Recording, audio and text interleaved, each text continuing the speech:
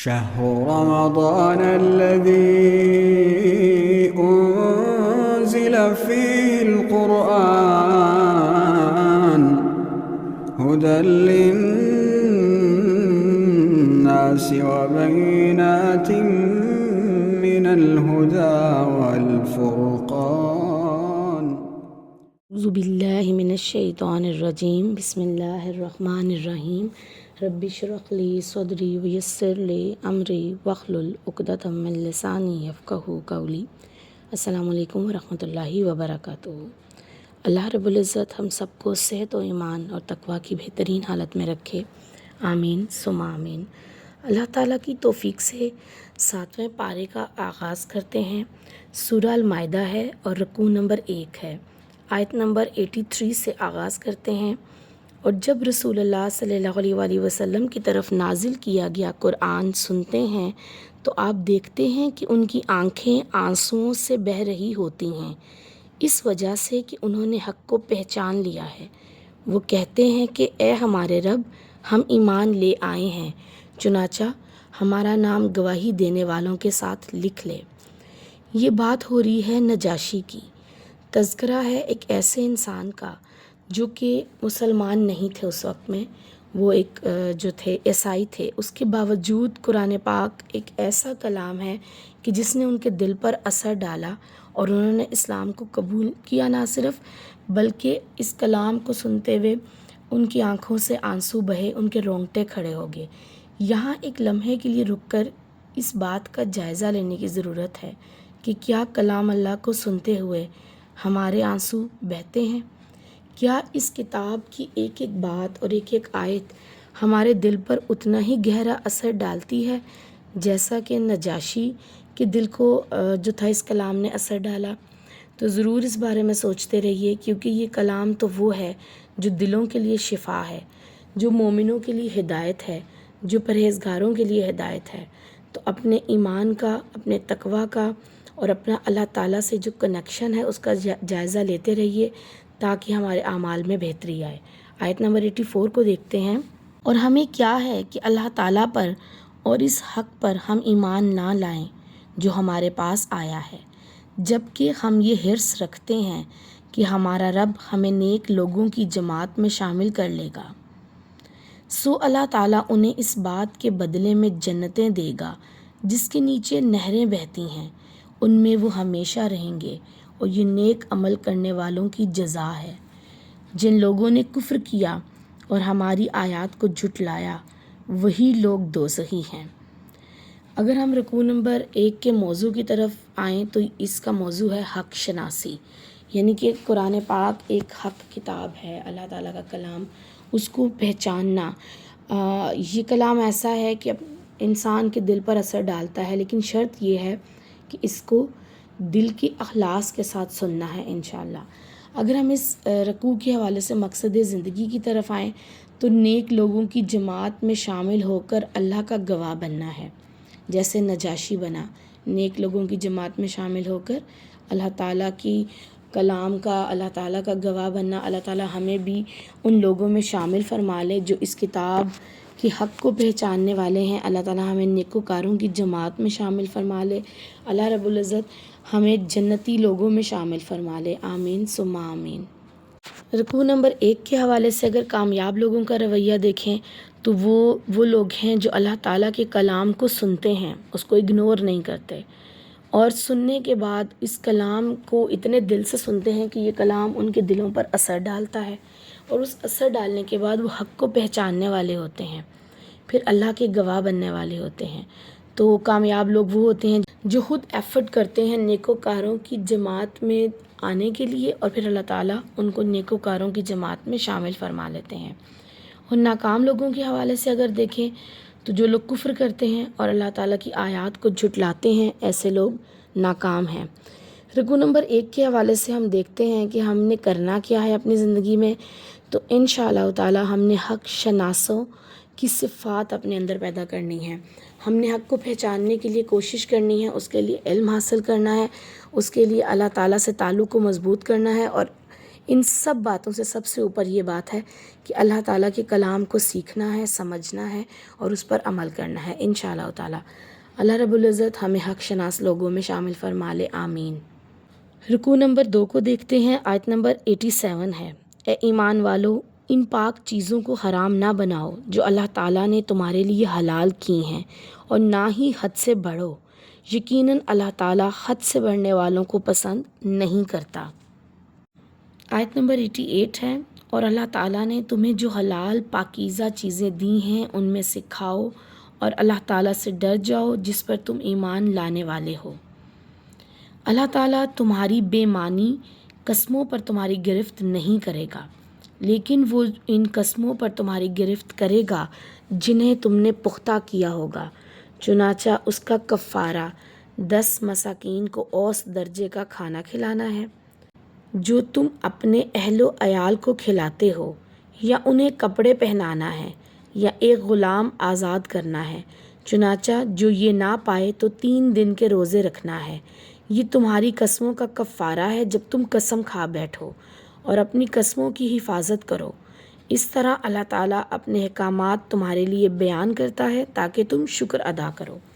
یہاں پہ قسم کے حوالے سے بات ہوئی ہے کہ کچھ لوگوں کی عادت ہوتی ہے بات بات پر قسم کھانا، جیسے آپ کہہ لیں کہ ان کا یہ تقیہ کلام ہوتا ہے، تو اللہ تعالیٰ نے اس چیز سے منع فرمایا ہے کہ یہ کوئی مذاق کی بات نہیں ہے، اور قسم بار بار کھانا بھی غلط ہے۔ قسم صرف انہی جگہوں پر کھائی جانی چاہیے، وہ بھی اللہ تعالیٰ کے نام کی، جہاں پہ اس کی اشد ضرورت ہے، جہاں پہ کوئی گواہی دینے کی ضرورت پیش آ گئی ہے اور اپنی بات کو یقین دلانا چاہتے ہیں آپ اس جگہ پہ۔ لیکن جو کوئی جھوٹی قسم کھائے گا تو اللہ تعالیٰ نے اس کے لیے جو ہے وہ سخت جو ہے نا وہ معاملہ کیا ہے کہ جھوٹی قسمیں نہیں کھانی، اس پر پکڑ ہوگی، اس پر گرفت ہوگی، اس پر سزا ہوگی۔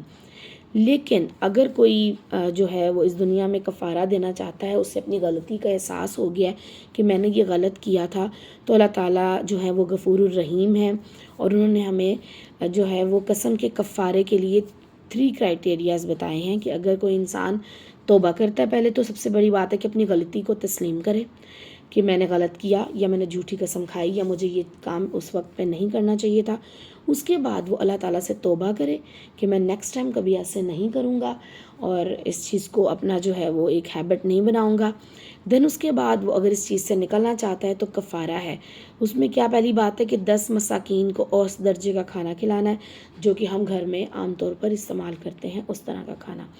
اگر کوئی یہ کام نہیں کر سکتا تو جو ہے اسی طرح 10 مساکین کو کپڑے پہنا دیں، یعنی کہ ان کو لباس لے دیں، اور اگر یہ نہیں کر سکتے تو ایک غلام کو آزاد کرا دیں، اور اگر تب بھی یہ نہیں کر سکتے تو اللہ تعالیٰ نے پھر بھی آسانی رکھ دی انسان کے لیے کہ وہ مسلسل 3 دن کے روزے رکھے۔ یہ قسم کا کفارہ ہے۔ لیکن اللہ تعالیٰ کی پہلی اس بات کو ہی ہم نے دھیان رکھنا ہے کہ ہم نے بات بات پر قسم نہیں کھانی اور قسم کو کھیل نہیں سمجھنا۔ آیت نمبر 90 کو دیکھتے ہیں۔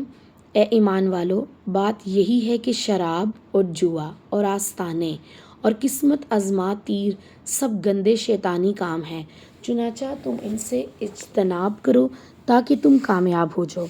اچھا، کامیاب لوگوں کا رویہ بتایا گیا ہے کہ اگر آپ چاہتے ہیں کہ آپ کامیاب ہو جائیں تو ان 4 باتوں سے جو ہے وہ بچنا ہے۔ وہ کیا کہ شراب پینا، جوا کھیلنا، آستانے کہتے ہیں مزاروں پہ جانا، اور قسمت آزما تیر آزمانا، یعنی کہ اپنی جو ہاتھ کی لکیریں دکھا کے، یا سم ٹائم کچھ لوگ طوطے سے فال نکلواتے ہیں، یہ چیزیں جو ہیں وہ گندے کام ہیں۔ کون سے کام ہیں؟ شیطانی کام ہیں۔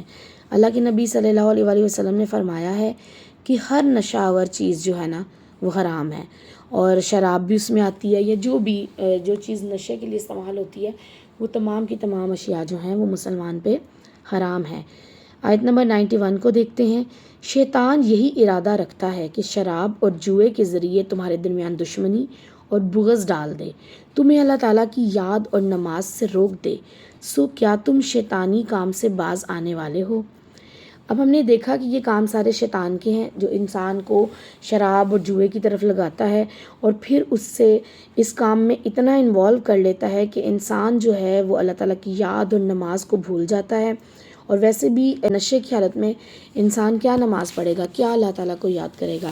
تو یہ جو چیزیں ہیں یہ اللہ تعالیٰ کی یاد سے انسان کو دور کر دیتی ہیں۔ آیت نمبر 92 ہے، اور اللہ تعالیٰ کی اطاعت کرو اور رسول کی اطاعت کرو اور اس کی نافرمانی سے بچو، بس اگر تم نے منہ موڑا تو جان لو ہمارے رسول کے ذمے صرف کھول کر پہنچا دینا ہے۔ آیت نمبر جو 92 ہے یہ بڑی ہی زیادہ سمجھنے والی آیت ہے کہ اللہ رب العزت فرماتے ہیں وَأَطِیعُوا اللَّهَ وَأَطِیعُوا الرَّسُولَ، یعنی کہ زندگی کا کرائٹیریا بتا دیا کہ اللہ تعالیٰ کی اطاعت کرو اور اس کے لیے رسول صلی اللہ علیہ وآلہ وسلم کی اطاعت ضروری ہے، کیونکہ اللہ تعالیٰ کی اطاعت، ان کی فرما برداری، ان کے احکامات، شریعت کے قوانین ہم تک پہنچانے کی ذمہ داری رسول اللہ صلی اللہ علیہ وآلہ وسلم کی ہی تھی۔ اور پھر اللہ تعالیٰ نے ایک اور انسان کو جھنجھوڑ دیا ہے کہ اگر تم منہ موڑو گے رسول کی اطاعت سے تو کوئی فرق نہیں پڑے گا، کیونکہ اللہ کے نبی کا کام صرف پہنچا دینا تھا، ان کی ذمہ داری صرف یہ تھی کہ تم تک میرا پیغام پہنچا دیں۔ اب اگر کوئی عمل کرتا ہے تو یہ اس کے فائدے کی بات ہے، اور اگر کوئی رسول کی اطاعت نہیں کرتا تو یہ اس کے لیے نقصان کی بات ہے۔ آیت نمبر 93 کو دیکھتے ہیں، جو ایمان لائے اور جنہوں نے نیکیاں کیں ان پر اس میں کوئی گناہ نہیں جو وہ کھا پی چکے تھے۔ جب وہ اللہ تعالیٰ سے ڈر گئے، وہ ایمان لے آئے، انہوں نے نیکیاں کیں، پھر وہ اللہ تعالیٰ سے ڈرتے ہی رہے، اور وہ ایمان لائے تھے پھر بھی وہ اللہ تعالیٰ سے ڈرتے ہی رہے، انہوں نے نیک رویہ رکھا، اور اللہ تعالیٰ نیک رویہ رکھنے والوں سے محبت کرتا ہے۔ یہاں پہ اللہ تعالیٰ نے اپنی جو ہے وہ رحمان والی، غفور الرحیم والی صفت کے بارے میں پھر بتایا کہ اگر کسی سے کوئی گناہ پہلے سے ہو گیا ہوا ہے، وہ جو ہے اس نے رسول اللہ کی اطاعت نہیں کی، اس نے اللہ رب العزت کی اطاعت نہیں کی، تو وہ اللہ تعالیٰ سے معافی مانگے، لیکن جب اس نے رجوع اللہ کر لیا تو پھر اللہ تعالیٰ اس کو نیکیوں والی زندگی ہی عطا فرمائیں گے انشاءاللہ تعالیٰ۔ اگر ہم رکوع نمبر 2 کے موضوع کے حوالے سے بات کریں تو حلال اور حرام کی حدود کے بارے میں بتایا گیا ہے، اور مقصد زندگی بھی یہی ہے ہمارا کہ ہم نے حلال و حرام کی پابندی کرنی ہے۔ جو چیزیں حلال کر دیں اللہ تعالیٰ نے اسے اپنی زندگی میں شامل رکھنا ہے اور اس کو حرام خود سے نہیں کرنا۔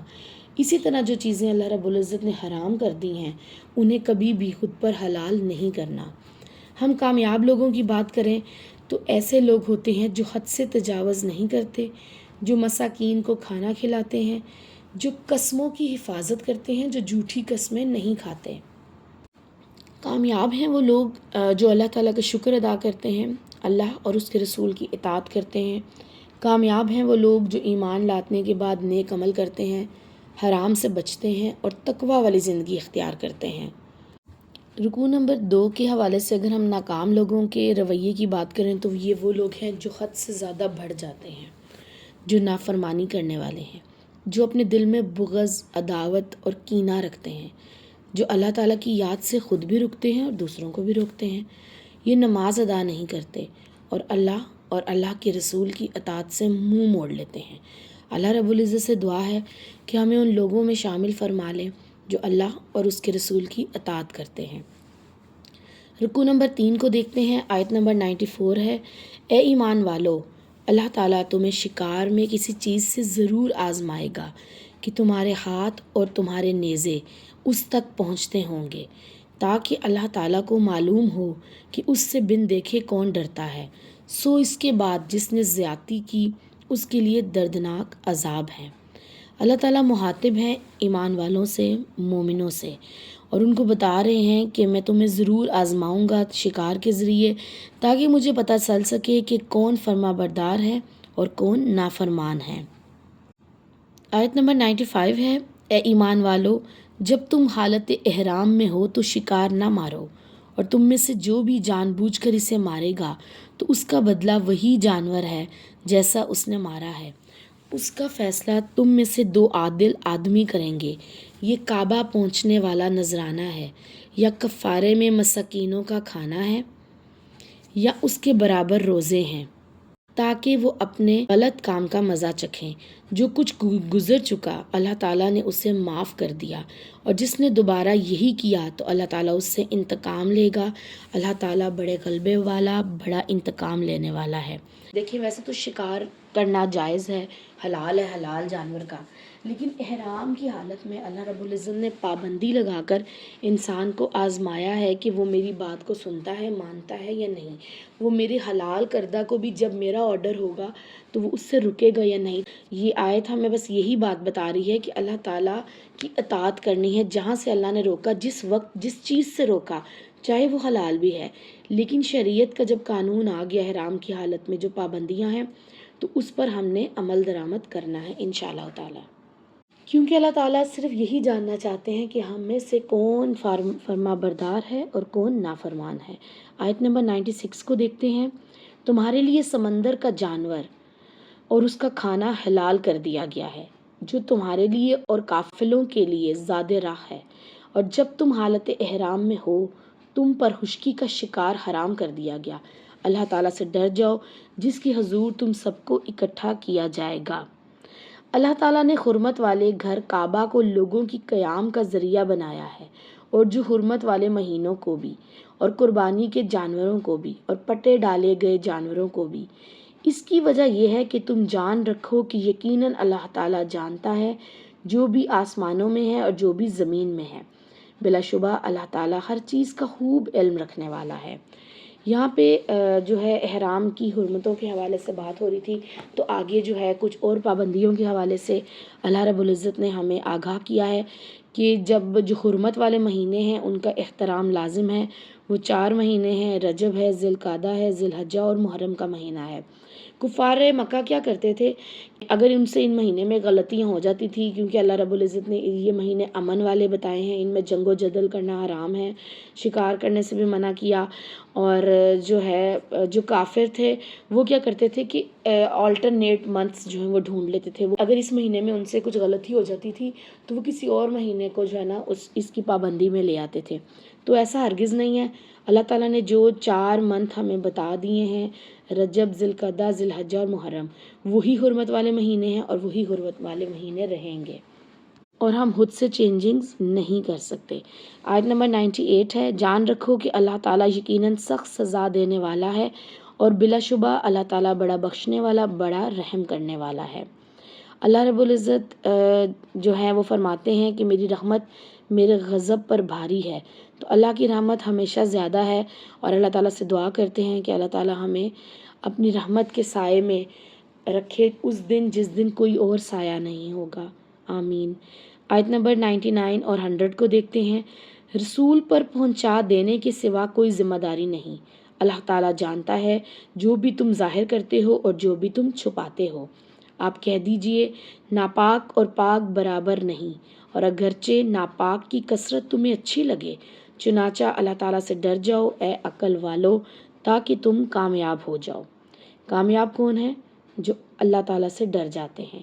اگر ہم رکوع نمبر 3 کے موضوع کے حوالے سے دیکھیں، یہ موضوع ہے حلال و حرام، اور بتایا گیا ہے کہ کیا چیزیں حلال ہیں اور کیا چیزیں حرام ہیں، اور مقصد زندگی کے حوالے سے اگر دیکھیں تو یہاں پہ اللہ تعالیٰ کے پیغامات پہنچائے گئے ہیں، اور اللہ تعالیٰ سے ڈرنے کے حوالے سے، تقوی اختیار کرنے کے حوالے سے بات کی گئی ہے اس رکوع میں۔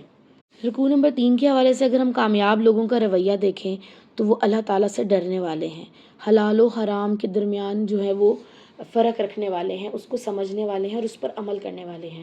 اور اگر ہم ناکام لوگوں کے حوالے سے دیکھیں تو وہ اللہ تعالیٰ کی حدود سے تجاوز کرنے والے ہیں، اور ایک بار نہیں بار بار اللہ تعالیٰ کی حدود کو توڑنے والے ہیں، اور وہ پاک اور ناپاک زندگی میں فرق نہیں کرنے والے، اور وہ پاکی کو چھوڑ کر ناپاک زندگی کو اختیار کرنا چاہتے ہیں۔ ہم نے یہ دیکھنا ہے کہ ہم نے اس رکوع سے کیا سیکھنا ہے، تو ہر وقت خود کو یقین دہانی کروانی ہے کہ اللہ تعالیٰ ہر چیز کا علم رکھتے ہیں، چاہے وہ پوشیدہ ہے چاہے وہ ظاہر ہے۔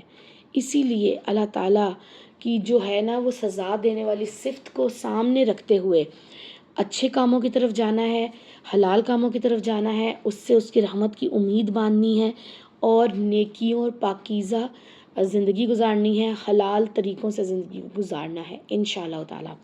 رکوع نمبر 4 کو دیکھتے ہیں، آیت نمبر 101 ہے، اے ایمان والو ایسی چیزوں کے بارے میں سوال نہ کرو کہ اگر وہ تم پر ظاہر کر دی جائیں تو تمہیں ناگوار گزریں، اور اگر تم ان کے بارے میں سوال کرو گے جب قرآن نازل ہو رہا ہے تو وہ تمہارے لیے ظاہر کر دی جائیں گی۔ اللہ تعالیٰ نے ان سے درگزر کیا ہے اور اللہ تعالیٰ بڑا بخشنے والا، بڑا تحمل والا ہے۔ حدیث میں آتا ہے کہ سب سے بڑا مجرم وہ مسلمان جس نے کسی ایسی چیز کے متعلق سوال کیا ہو جو حرام نہیں ہے مگر اس کے سوال کی وجہ سے حرام کر دی گئی ہو۔ تو ایسے سوالات کرنے سے، تجسس کرنے سے دین اسلام نے ہمیں منع کیا ہے۔ یہ اس دور کی بات ہے جب بعض لوگ رسول اللہ سے ایسے ہی مذاق کے طور پر بھی کوسچنز کر لیتے تھے اور بار بار کوسچن کرتے تھے۔ کچھ لوگوں کا مقصد رسول اللہ کو اریٹیٹ کرنا ہوتا تھا اور کچھ لوگوں کا مقصد جو تھا وہ تجسس تھا۔ تو اللہ تعالیٰ نے ان تمام باتوں سے منع کیا ہے کہ اگر میں تم پر وہ چیزیں ظاہر کر دوں تو تمہارے لیے بہت مشکل ہوگا۔ تو اسی لیے آج کے دور کے لیے بھی یہ آیت بڑی امپورٹنٹ ہے کہ جس طرح سے اللہ رب العزت نے ہمیں دین کے بارے میں بتایا ہے، دین اسلام کے بارے میں، اس کو ایز اٹ از قبول کر لیں، اس کے اندر سے مزید جو ہے نا وہ کوسچننگ نہ کریں۔ وہی جیسے بات ہم نے پہلے پڑھی کہ وَأَطِیعُوا اللَّهَ وَأَطِیعُوا الرَّسُولَ، اللہ تعالیٰ کی اطاعت کرو، اللہ کے رسول کی اطاعت کرو، نئی سے نئی بات دین کے اندر مت لے کے آؤ، وہ انسان کے لیے خود کے لیے ہی مشکل پیدا ہو جائے گی۔ آیت نمبر 102 ہے، ایسی باتیں تم سے پہلے بھی ایک قوم پوچھ چکی ہے، پھر ان کا ہی وہ انکار کرنے والے ہوگے۔ یہاں پہ ہم دیکھتے ہیں کہ جو بنی اسرائیل قوم ہے اس کے بارے میں ہم نے دیکھا پہلے پارے میں کہ بچے کو حوالے سے جب اللہ تعالیٰ نے ان کو کہا کہ گائے کو ذبح کرنا ہے تو انہوں نے کتنے کوسچنز کیے کہ وہ گائے بوری ہو یا اس کے اندر داغ ہو یا وہ صحیح و سالم ہو، وہ ہل چلاتی ہوئی ہو، وہ کیا جوان ہو یا بوڑھی ہو یا بچی ہو، اتنی کوسچننگ، جبکہ اللہ تعالیٰ نے ایک بہت سمپل سی بات ان سے کہی تھی کہ ایک گائے کو جو ہے وہ قربان کر دے، جیسے کوئی قربانی کا جانور ہوتا ہے۔ تو اسی طرح جب ہمیں بھی کوئی بات سمجھ آتی ہے تو اللہ رب العزت کیا فرما رہے ہیں کہ ایسی باتیں جس قوم نے پوچھی تھیں وہی بعد میں اس کا انکار کرنے والے ہوگے، کہ بعد میں ان کو سمجھ ہی نہیں آئی کہ ہم نے کیا کرنا ہے۔ تو بہتر یہ ہے کہ دین میں آسانیاں پیدا کریں اور آسانیوں کے ساتھ ہی اس کو قبول فرما لیں۔ آیت نمبر 103 ہے، اللہ تعالیٰ نے نہ کوئی بحیرہ اور نہ ہی کوئی صاحبہ اور نہ ہی وسیلہ اور نہ ہی حام مقرر کیا ہے، بلکہ جن لوگوں نے کفر کیا سو اللہ تعالیٰ پر جھوٹ باندھتے ہیں، ان میں سے اکثر عقل نہیں رکھتے۔ آیت نمبر 104 ہے، اور جب ان سے کہا جاتا ہے کہ جو اللہ تعالیٰ نے اتارا ہے اس کی طرف آؤ اور اس کے رسول کی طرف آؤ، وہ کہتے ہیں ہمیں وہی کافی ہے جس پر ہم نے اپنے آباء و اجداد کو پایا ہے۔ کیا بھلا اگرچہ ان کے آباء و اجداد کچھ بھی نہیں جانتے ہوں گے اور نہ ہی وہ ہدایت یافتہ ہوں گے۔ آیت نمبر 105 ہے، اے ایمان والو، تم پر اپنی جانوں کی ذمہ داری ہے، جب تم ہدایت پا جاؤ تو جو گمراہ ہو وہ تمہیں نقصان نہیں پہنچائے گا، تم سب نے اللہ تعالیٰ ہی کی طرف لوٹ کر جانا ہے، چنانچہ وہ تمہیں بتا دے گا جو کچھ بھی تم کیا کرتے تھے۔ ترمذی کی ایک روایت ہے 1168 نمبر پر کہ جو کوئی ظلم کو نہ روکے گا تو اللہ تعالیٰ ان پر عذاب لے آئے گا، لہٰذا جب بھی کچھ غلط دیکھیں، جب بھی کچھ ظلم کی بات دیکھیں تو اسے ضرور روکنے کی کوشش کریں۔ اور آپ کو پتہ ہے کہ جب بھی کوئی برائی ہم دیکھتے ہیں تو ہمارا پہلا کام ہے کہ ہم اس کو ہاتھ سے روکیں۔ اگر ہم ہاتھ سے روکنے کی طاقت نہیں رکھتے تو ہم اس کو زبان سے روکیں۔ اگر ہم زبان سے روکنے کی بھی طاقت نہیں رکھتے تو ہمیں چاہیے کہ ہم اس کو دل میں برا جانیں، اور یہ ایمان کا سب سے کم درجے کا جو ہے نا وہ لیول ہے۔ تو کیا ہم اتنے تھوڑے درجے کے لیول پہ بھی نہیں ہیں کہ کم از کم ہم کسی برائی کو اگر روک نہیں پاتے، اس کے بارے میں آواز نہیں اٹھا پاتے، تو کم از کم ہم اسے دل میں برا جانیں اور اس سے سائیڈ ہو کے گزر جائیں، نہ کہ ایک تماشا دیکھنے والے لوگوں میں شمار ہوں۔ آیت نمبر 106 ہے، اے ایمان والو، تمہارے درمیان وصیت کے وقت دو عادل آدمیوں کی گواہی مناسب ہوگی۔ جب تم میں سے کسی کی موت کا وقت آ جائے اور وہ کوئی وصیت کرے یا غیروں میں دو گواہ ہوں گے، اگر تم سفر کی حالت میں ہو پھر موت کی مصیبت تمہیں پیش آ جائے، اگر تمہیں شک ہو تو دونوں گواہوں کو نماز کے بعد روکو، پھر وہ اللہ تعالیٰ کی قسم کھا کر کہیں کہ ہم اس کے بدلے کوئی قیمت نہیں لے رہے، اگرچہ کوئی قرابت دار ہی کیوں نہ ہو، اور نہ ہی اللہ تعالیٰ کی گواہی کو ہم چھپائیں گے، بلا شبہ اس وقت ہم گناہ گاروں میں سے ہوں گے۔ ہم اس آیت کے شان نزول کے حوالے سے بات کریں تو حضرت ابن عباس سے روایت ہے کہ بنو سہم قبیلے کا ایک مسلمان شخص جو تھا وہ تمیم داری اور عدی بن بدا کے ساتھ سفر پر نکلا، ساہمی کو ایک ایسی سرزمین پر موت آ گئی جہاں کوئی مسلمان نہیں تھا جس کو وہ کوئی وصیت کر جاتا یا اپنا سامان اس کے حوالے کرتا، لہٰذا اس نے اپنا سامان تمیم اور عدی کے حوالے کر دیا۔ پھر جب وہ دونوں اس کے ترکے کے ساتھ واپس لوٹے تو ورثا نے دیکھا کہ چاندی کا ایک جام جس پر سونے کے نقش و نگار بنے ہوئے تھے وہ غائب ہے۔ تو وہ یہ مقدمہ لے کر رسول اللہ صلی اللہ علیہ وآلہ وسلم تک پہنچے۔ رسول اللہ نے فرمایا کہ تمیم اور عدی سے اس بارے میں سوال کیا تو انہوں نے قسم کھائی۔ جب انہوں نے قسم کھا لی تو اللہ کے نبی نے ان کو جانے دیا۔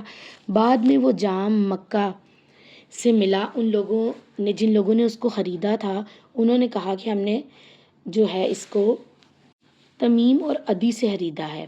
پھر سہمی کے ورثہ میں سے 2 آدمی کھڑے ہوئے، انہوں نے پہچان لیا، انہوں نے گواہی دی کہ یہ سہمی کا ہی جام ہے، چنانچہ تب یہ آیت نازل ہوئی، اور یہ روایت بخاری میں 2780 نمبر پر ہے۔ تو لہٰذا ہمیں جو ہے نا اس چیز کا خیال رکھنا چاہیے کہ جو بھی کسی نے کوئی وصیت کی ہے اس کے اندر ڈس آنیسٹی نہیں کرنی۔ آیت نمبر 107 ہے، پھر اگر معلوم ہو کہ دونوں واقعتاً گناہ کے مرتکب ہوئے ہیں تو انہوں نے جن کا حق مارا ہے ان میں سے دوسرے 2 افراد جو وصیت کرنے والے کے قریب ترین ہوں ان کی جگہ کھڑے ہوں، پھر وہ دونوں اللہ تعالیٰ کی قسم کھا کر کہیں کہ ہماری گواہی ان دونوں کی گواہی سے زیادہ حق پر مبنی ہے اور ہم نے کوئی زیادتی نہیں کی، بلا شبہ اس وقت ہم ظالموں میں سے ہوں گے۔ یہی طریقہ بہترین طریقہ ہے کہ لوگ ٹھیک ٹھیک گواہی دیں گے یا وہ ڈریں گے کہ دوسروں کی قسموں کے بعد ان کی قسمیں رد کر دی جائیں گی، اور اللہ تعالیٰ سے ڈر جاؤ اور غور سے سنو، اور اللہ تعالیٰ نافرمان قوم کو ہدایت نہیں دیتا۔ تو گواہی کو چھپانا جو ہے وہ بڑے گناہوں میں سے ہے، وہ ظلم ہے، وہ زیادتی ہے، اور جو کوئی اللہ تعالیٰ کی قسم کھائے گا اور اس کے بعد گواہی کو چھپائے گا تو ایسے انسان کے لیے سخت وعید ہے، اور اللہ تعالیٰ فرماتے ہیں کہ میں پھر نافرمان قوم کو ہدایت ہی نہیں دیتا، وہ ہدایت کے زمرے سے ہی نکل گئے ہیں۔ اگر ہم اس رکوع کے موضوع کے حوالے سے بات کریں تو وہ یہ ہے کہ اپنی فکر کریں، یعنی کہ یہ فکر ہی ہے نا کہ غلط راستوں پر نہیں چلنا، صحیح راستے پہ چلنا، اور اگر مقصد حیات کے بارے میں یا مقصد زندگی کے بارے میں بات کریں تو اللہ تعالیٰ سے ڈرنا ہے انشاءاللہ۔ کامیاب لوگ کون ہیں؟ جو اپنی فکر کرتے ہیں، اپنی اعمال کی فکر کرتے ہیں، اپنے اعمال کی بہتری کی فکر کرتے ہیں اور اللہ تعالیٰ سے ڈر جاتے ہیں۔ اور ناکام لوگ کون ہیں؟ جو اپنے باپ دادا کی اندھی تقلید کرتے ہیں، دین پر عمل نہیں کرتے، بلکہ انہیں سیدھے راستے سے کوئی واقفیت نہیں ہوتی، وہ اپنے ذاتی مفاد کے لیے اللہ تعالیٰ کی قسموں کو بھی بیچ دیتے ہیں، وہ اپنے ذاتی مفاد کے لیے جو ہے وہ گواہیوں کو چھپاتے ہیں، اور وہ اپنے ذاتی مفاد کے لیے گناہوں میں مبتلا ہو جاتے ہیں، اور ایسے لوگ ظالم ہیں۔ انشاءاللہ تعالیٰ رکوع نمبر 4 کو پڑھنے کے بعد ہم نے کیا ارادہ کرنا ہے کہ ہم نے اپنی گفتگو میں، اپنی سماعت میں، اپنے وقت گزارنے میں جو ہے وہ اپنے باہمی تعلقات میں، اور جو ہے اپنے اعمال کا جو ہے نا وہ جائزہ لیتے رہنا ہے۔ ہم نے نیکی کا حکم دینا ہے اور بدی سے رکنا ہے، خود بھی اور دوسروں کو بھی روکنا ہے۔ انشاءاللہ تعالی ہم نے انسانوں کو اللہ تعالیٰ کے کلام سے جوڑنا ہے اور اللہ کے نبی کی سنت سے جوڑنا ہے، اور سوال کرنے کے آداب سیکھنے ہیں۔ یوں ہی اٹھ کے تجسس میں اور مذاق کرنے کے انداز میں دین کے معاملے میں سوالات نہیں کرنے انشاءاللہ تعالی۔ رکوع نمبر 5 ہے اور آیت نمبر ہے 109۔ جس دن اللہ تعالیٰ تمام رسولوں کو جمع کر کے پوچھے گا تمہیں کیا جواب ملا تھا، وہ کہیں گے ہمیں کچھ علم نہیں، بلا شبہ بہت زیادہ غیب جاننے والے آپ ہی ہیں۔ یہاں پہ ہمیں پتہ چلتا ہے کہ اللہ رب العزت ہی ہیں جو کہ وہ غیب کا علم رکھتے ہیں، اور اس آیت میں اللہ تعالیٰ کا غضب بھی بتایا گیا ہے کہ جب وہ قیامت کے دن جو ہے وہ پیغمبروں سے پوچھیں گے کہ جو انہوں نے دعوت و تبلیغ کا کام کیا تو ان کو کیا رسپانس ملا، تو وہ یہ بتائیں گے کہ ہمیں تو کچھ نہیں پتا، آپ ہم سے بہتر جانتے ہیں، ہم تو اس دنیا سے چلے گئے تھے۔ اور اس وقت اللہ رب العزت پھر ان لوگوں کے ساتھ جو ہے وہ سلوک کریں گے جنہوں نے ہدایت کو جھٹلایا تھا، اور ان کو جو ہے وہ جہنم میں ان کی جو پلیس ہے وہ وہاں پہ رہیں گے، اور جن لوگوں نے حق کا ساتھ دیا تھا اوبویسلی اللہ تعالیٰ نے ان کے لیے جنت کو ان کا ٹھکانہ بنا دیا ہوگا۔ آیت نمبر 110 ہے، جب اللہ رب العزت فرمائے گا کہ اے عیسیٰ ابن مریم اپنے اوپر اور اپنی والدہ پر میرے انعام کو یاد کرو جب میں نے روح پاک سے تمہاری مدد کی، تم لوگوں سے ماں کی گود میں بھی اور بڑی عمر میں بھی کلام کرتے تھے، اور جب میں نے تمہیں کتاب و حکمت، تورات و انجیل کی تعلیم دی، اور جب تم میرے حکم سے مٹی سے پرندے کی صورت بناتے تھے، پھر تم اس میں پھونک مارتے تھے تو وہ میرے حکم سے حقیقی پرندہ بن جاتا تھا۔ تم پیدائشی اندھے اور کوڑی کو میرے حکم سے ٹھیک کر دیتے تھے، اور جب تم میرے حکم سے مردوں کو زندہ کرتے تھے، اور جب میں نے بنی اسرائیل کو تم سے باز رکھا، جب تم ان کے پاس کھلی نشانیاں لے کر آئے، تو ان میں سے انکار کرنے والوں نے کہا یہ تو محض ایک کھلا جادو ہے۔ اللہ رب العزت حضرت عیسیٰ علیہ السلام کو جو معجزات عطا کیے اس کا تذکرہ کرتے ہوئے فرما رہے ہیں کہ ان لوگوں کے سامنے ہر چیز کھول کر بیان بھی ہو گئی ہے، لیکن بنی اسرائیل قوم ایسی ہے جو کہتی ہے یہ تو بس کھلا جادو ہے۔ آیت نمبر 111 ہے، اور جب میں نے حواریوں کے دل میں ڈال دیا کہ مجھ پر اور میرے رسول پر ایمان لے آؤ، انہوں نے کہا ہم ایمان لائے ہیں، اور آپ گواہ رہیں کہ یقیناً ہم فرما بردار ہیں۔ جب حواریوں نے کہا اے عیسیٰ ابن مریم، کیا آپ کا رب استطاعت رکھتا ہے کہ آسمان سے ہمارے لیے ایک خوان اتار دے؟ عیسیٰ نے کہا اگر تم واقعی مومن ہو تو اللہ تعالیٰ سے ڈر جاؤ، یعنی کہ اپنے فرمائشی پروگرام نہ جاری کرو۔ حواریوں نے کہا ہم چاہتے ہیں کہ اس میں سے ہم کھائیں، ہمارا دل مطمئن ہو جائے اور ہم جان لیں کہ آپ نے ہم سے سچ ہی کہا، اور ہم اس پر گواہی دینے والوں میں سے ہو جائیں۔ عیسیٰ ابن مریم نے دعا کی اے اللہ ہمارے رب، آسمان سے ہم پر ایک خوان اتار دے جو ہمارے اگلوں اور پچھلوں کی عید ہو اور تیری جناب سے ایک نشانی ہو، ہمیں رزق عطا فرما، تو بہترین رزق عطا فرمانے والا ہے۔ اللہ تعالیٰ نے فرمایا میں وہ خوان تم پر نازل کرتا ہوں، چنانچہ اس کے بعد تم میں سے جو شخص انکار کرے گا تو اس کو میں یقیناً ایسا عذاب دوں گا جو دنیا میں کسی کو نہ دیا ہوگا۔ یہاں بات یہ ہے کہ جب اللہ رب العزت سے معجزات ڈیمانڈ کر کے جو ہے نا وہ لیے جاتے ہیں نا، تو اس کے بعد معافی کی گنجائش نہیں رہتی، غلطی کی گنجائش نہیں رہتی۔ اگر ہم رکوع نمبر 5 کے موضوع کے حوالے سے بات کریں تو یہ نظریاتی اصلاح کے حوالے سے بات کی گئی ہے، اور مقصد زندگی یہی ہے کہ اللہ تعالیٰ سے ڈر کے رہنا ہے۔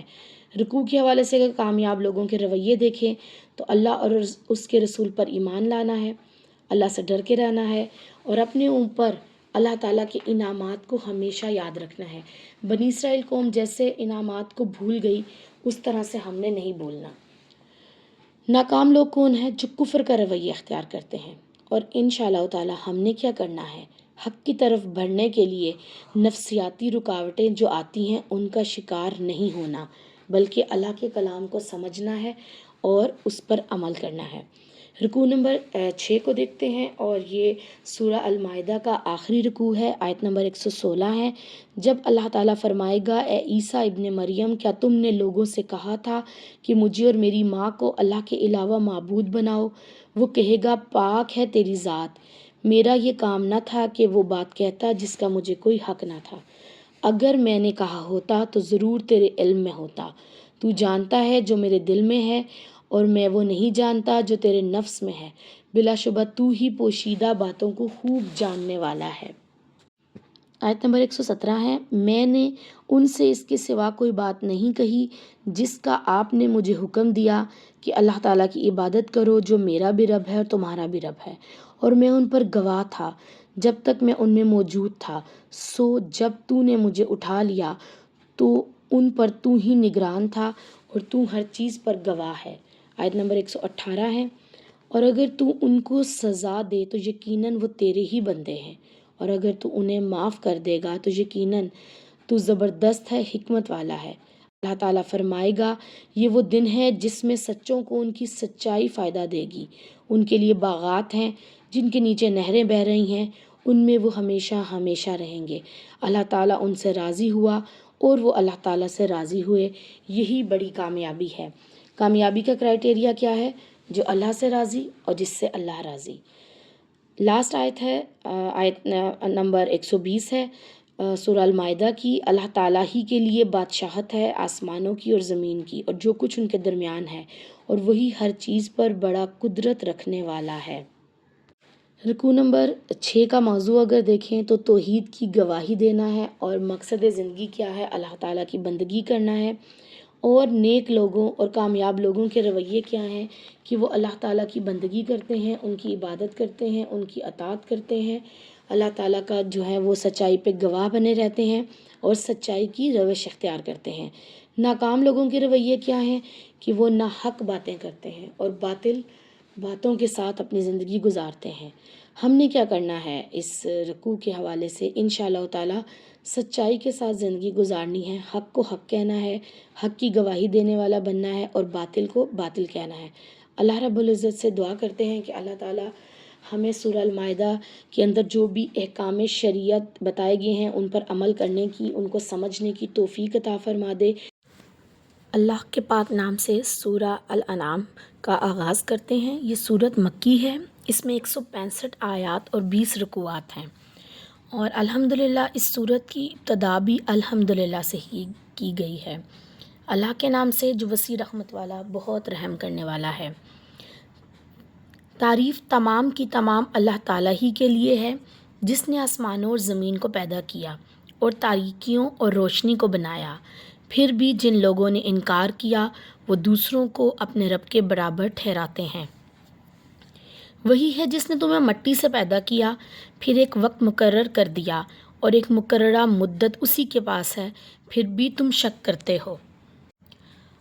حضرت ابو موسیٰ اشعری فرماتے ہیں کہ آدم کو ایک مٹھی خاک سے پیدا کیا گیا ہے اور یہ مٹی ہر رنگ کی ہے، اسی لیے ہر مزاج، ہر انداز کے انسان موجود ہیں، اس میں کچھ نیک بخت بھی ہیں اور کچھ بد بخت بھی ہیں۔ اسے ترمذی نے روایت کیا ہے 2955 نمبر پر۔ آیت نمبر 3 کو دیکھتے ہیں۔ اور وہی اللہ تعالیٰ جو آسمانوں میں ہے اور وہی زمین میں بھی ہے، وہ تمہارا پوشیدہ اور تمہارا ظاہر جانتا ہے، اور جو کچھ تم کماتے ہو وہ بھی جانتا ہے۔ اور ان کے رب کی نشانیوں میں سے کوئی نشانی ان کے پاس نہیں آتی مگر وہ اس سے منہ موڑا کرتے ہیں۔ سو انہوں نے حق کو جھٹلا دیا جب وہ ان کے پاس آیا، چنانچہ جلد ہی ان کے پاس وہ خبر بھی آئیں گی جس کا وہ مذاق اڑاتے تھے۔ کیا انہوں نے نہیں دیکھا کہ ان سے پہلے ہم نے کتنی قوموں کو ہلاک کر دیا جن کو ہم نے زمین میں وہ اقتدار عطا کیا تھا جو تمہیں بھی عطا نہیں کیا، اور ہم نے ان پر آسمان سے موسلا دھار بارشیں برسائیں، اور ہم نے نہریں بنائیں جو ان کے نیچے بہتی تھیں، پھر ہم نے ان کے گناہوں کی وجہ سے انہیں ہلاک کر دیا، اور اس کے بعد ہم نے دوسری قوموں کو اٹھایا۔ آیت نمبر 7 ہے۔ اور اگر ہم آپ پر کاغذ میں لکھی ہوئی کتاب نازل کرتے کہ جسے وہ اپنے ہاتھوں سے چھوتے، تب بھی انکار کرنے والے یہی کہتے کہ کھلے جادو کے سوا یہ کچھ نہیں، اور انہوں نے کہا کہ اس پر کوئی فرشتہ کیوں نہیں نازل کیا گیا، اور اگر ہم کوئی فرشتہ نازل کر دیتے تو قصہ ہی ختم ہو جاتا، پھر انہیں مہلت نہ دی جاتی۔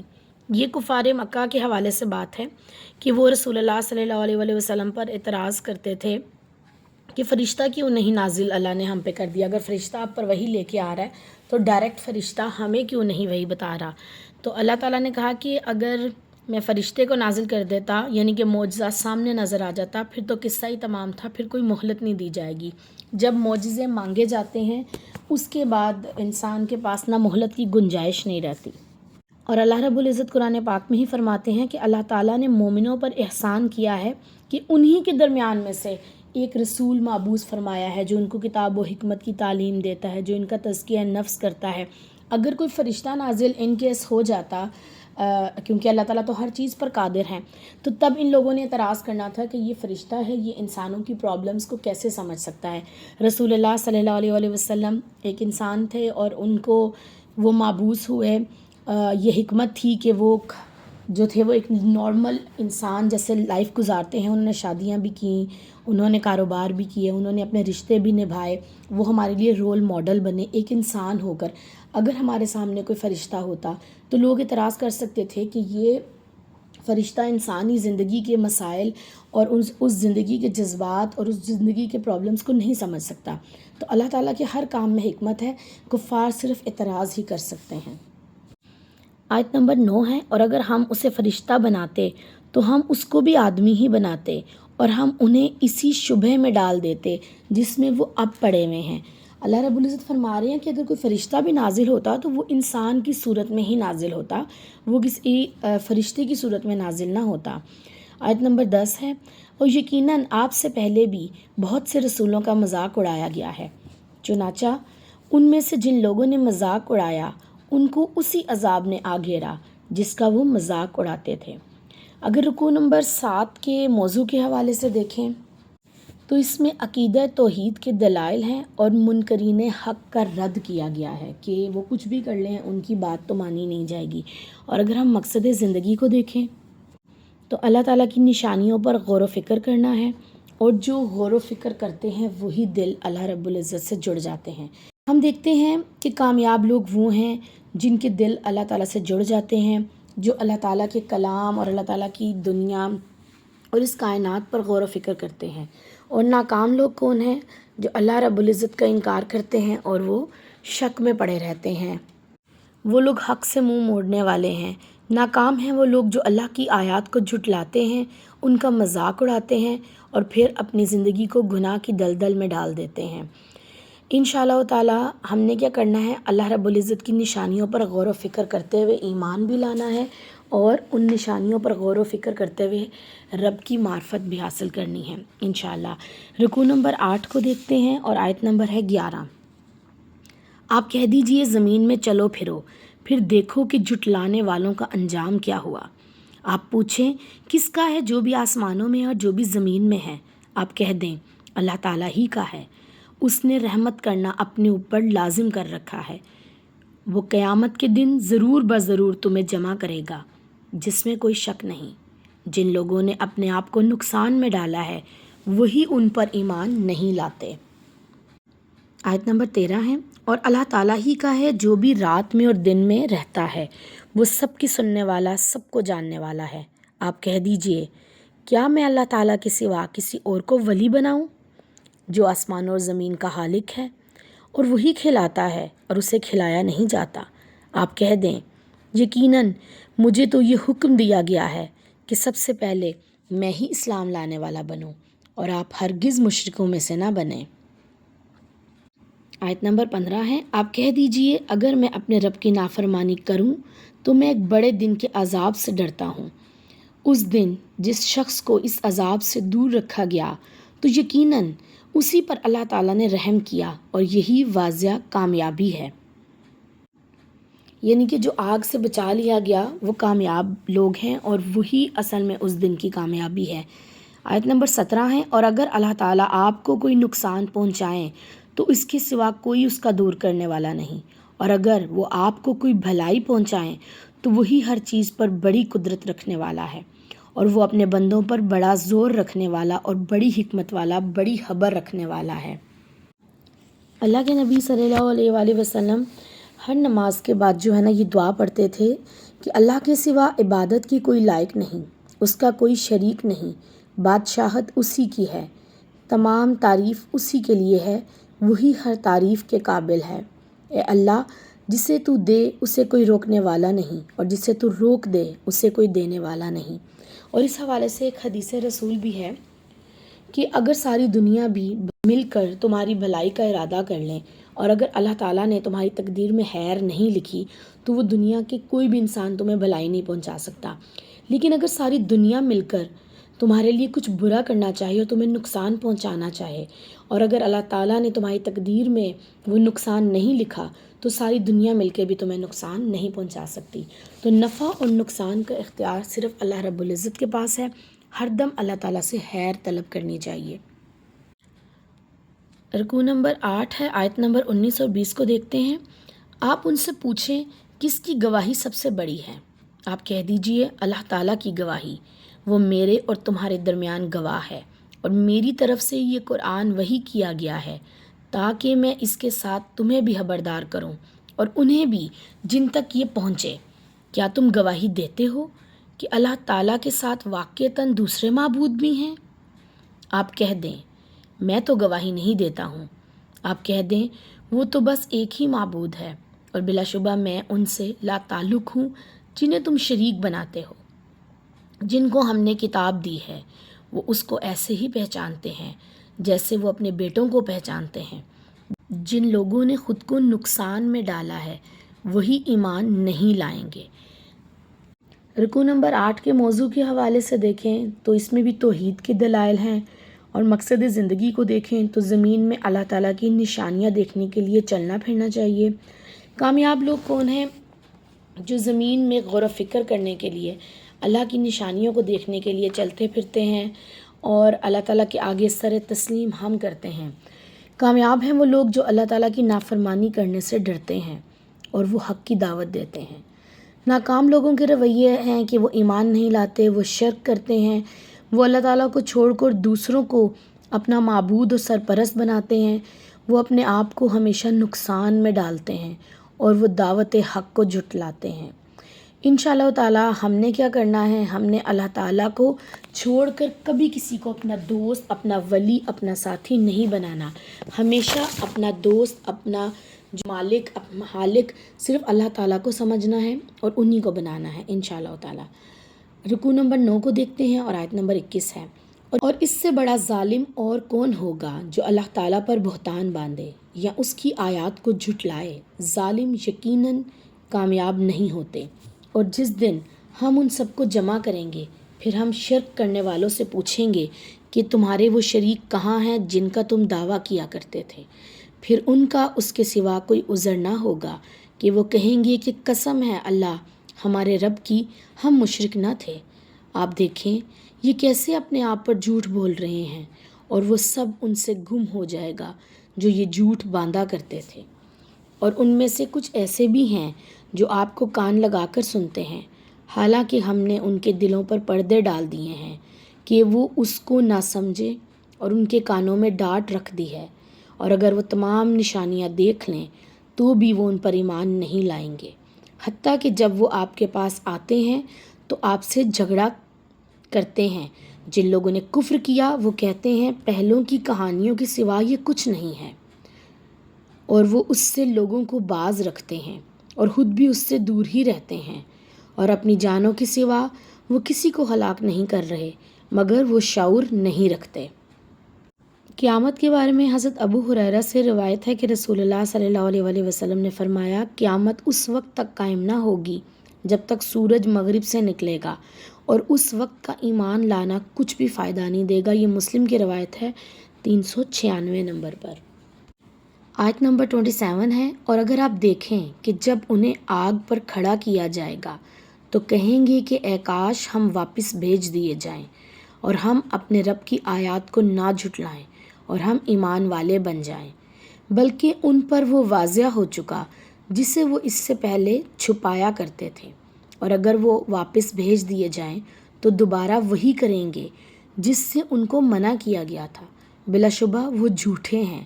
یعنی کہ اگر وہ دنیا میں آئیں گے تو دوبارہ بھی یہی سارے کام کریں گے، اور انہوں نے کہا کہ زندگی تو بس ہماری دنیا کی زندگی ہے اور ہم اٹھائے جانے والے نہیں ہیں۔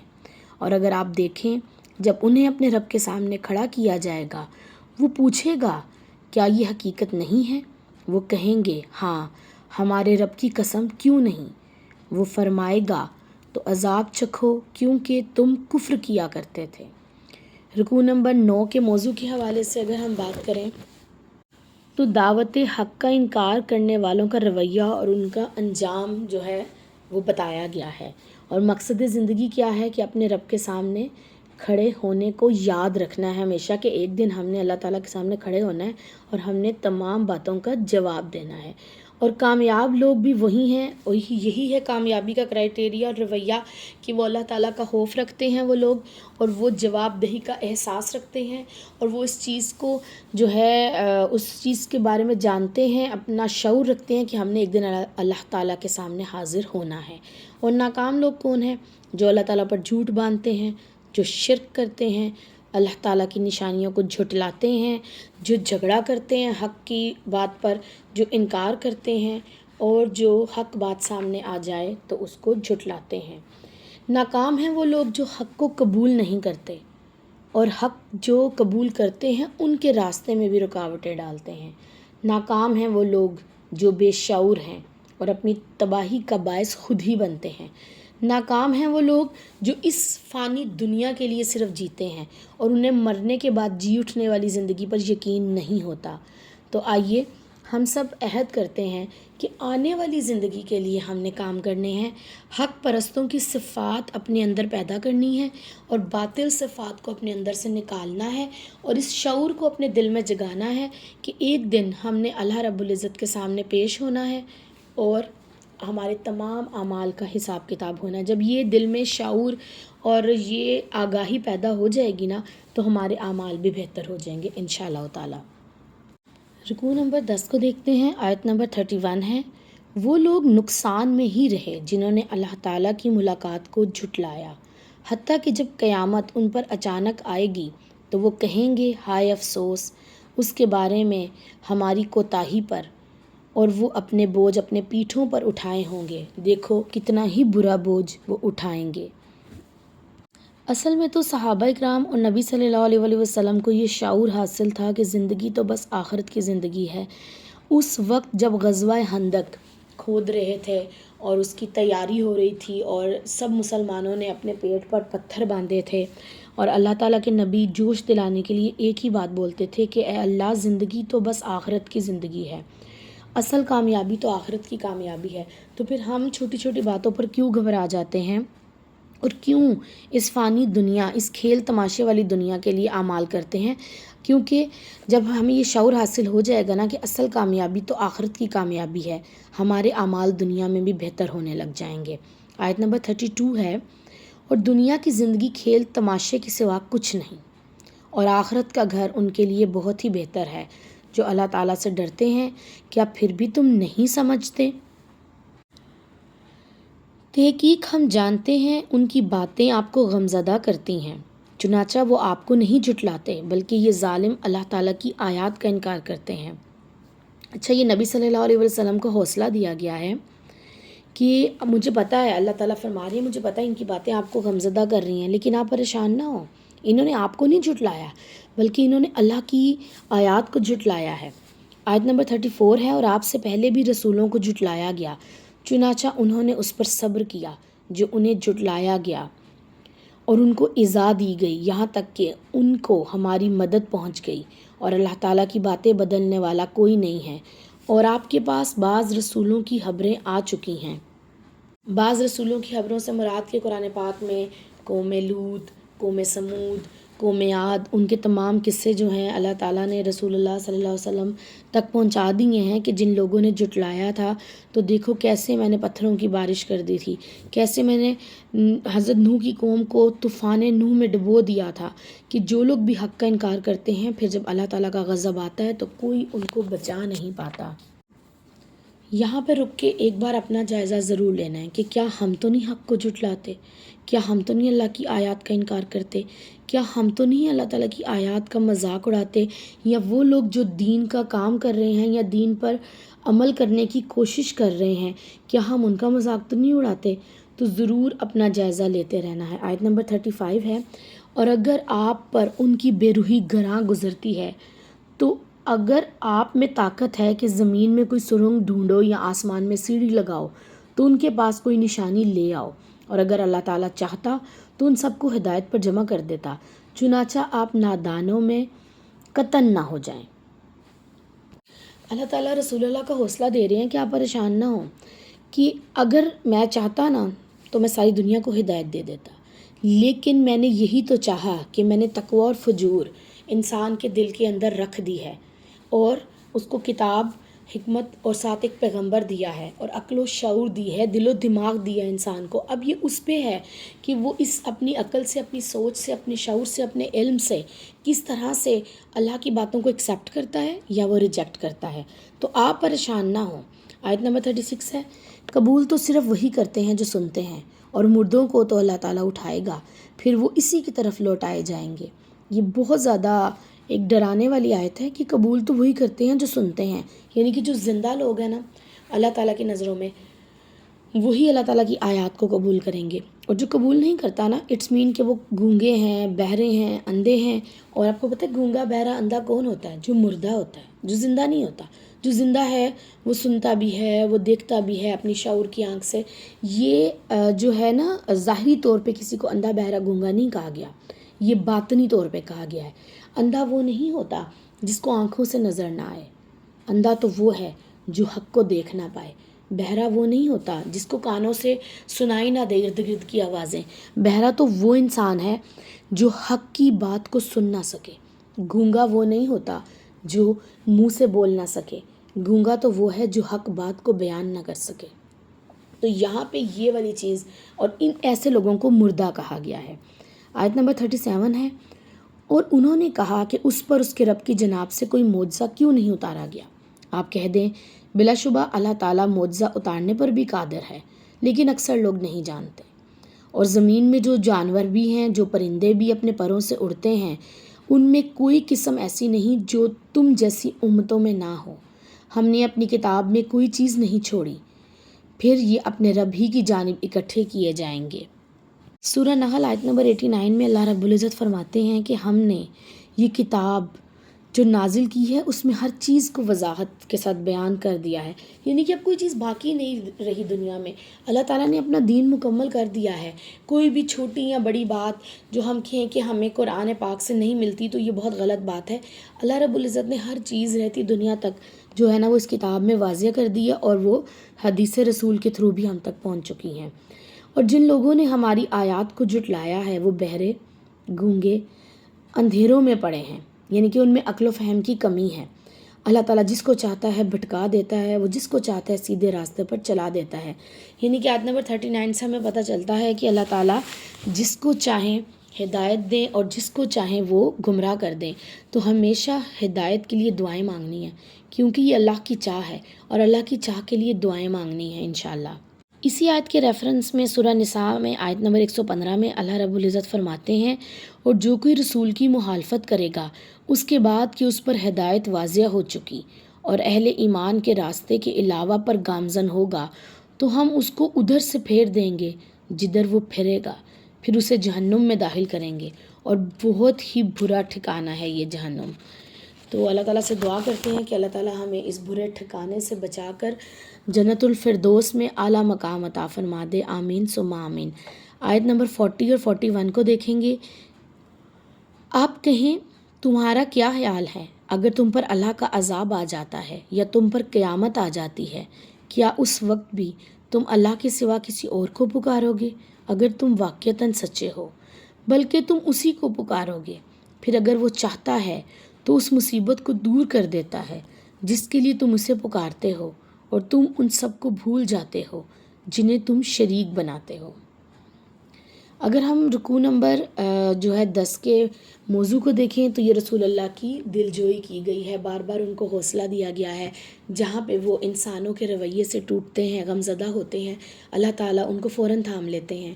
آپ نے بھی یہ بات یاد رکھنی ہے کہ جب کبھی بھی انسانوں کا رویہ ہمیں رلانے پر مجبور کر دے، ہمیں تکلیف دے، ایذا پہنچائے، اس کے رویے سے ہمیں جو ہے ہمارا دل ٹوٹے، تو ہمیشہ اللہ رب العزت کے ساتھ جڑ جائیے.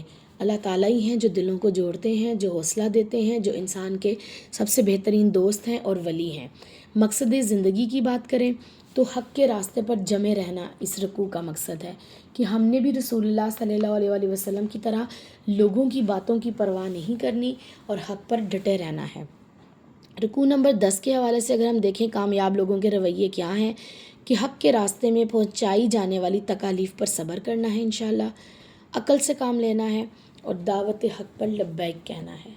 ناکام لوگوں کا رویہ کیا ہے، کہ اللہ تعالیٰ سے اپنی ملاقات کو وہ لوگ کہتے ہیں جھوٹ ہے. وہ کہتے ہیں اللہ تعالیٰ سے ہم نے نہیں ملنا، جو کچھ بھی ہے یہ دنیا ہے. وہ آخرت کے بارے میں نہیں سوچتے.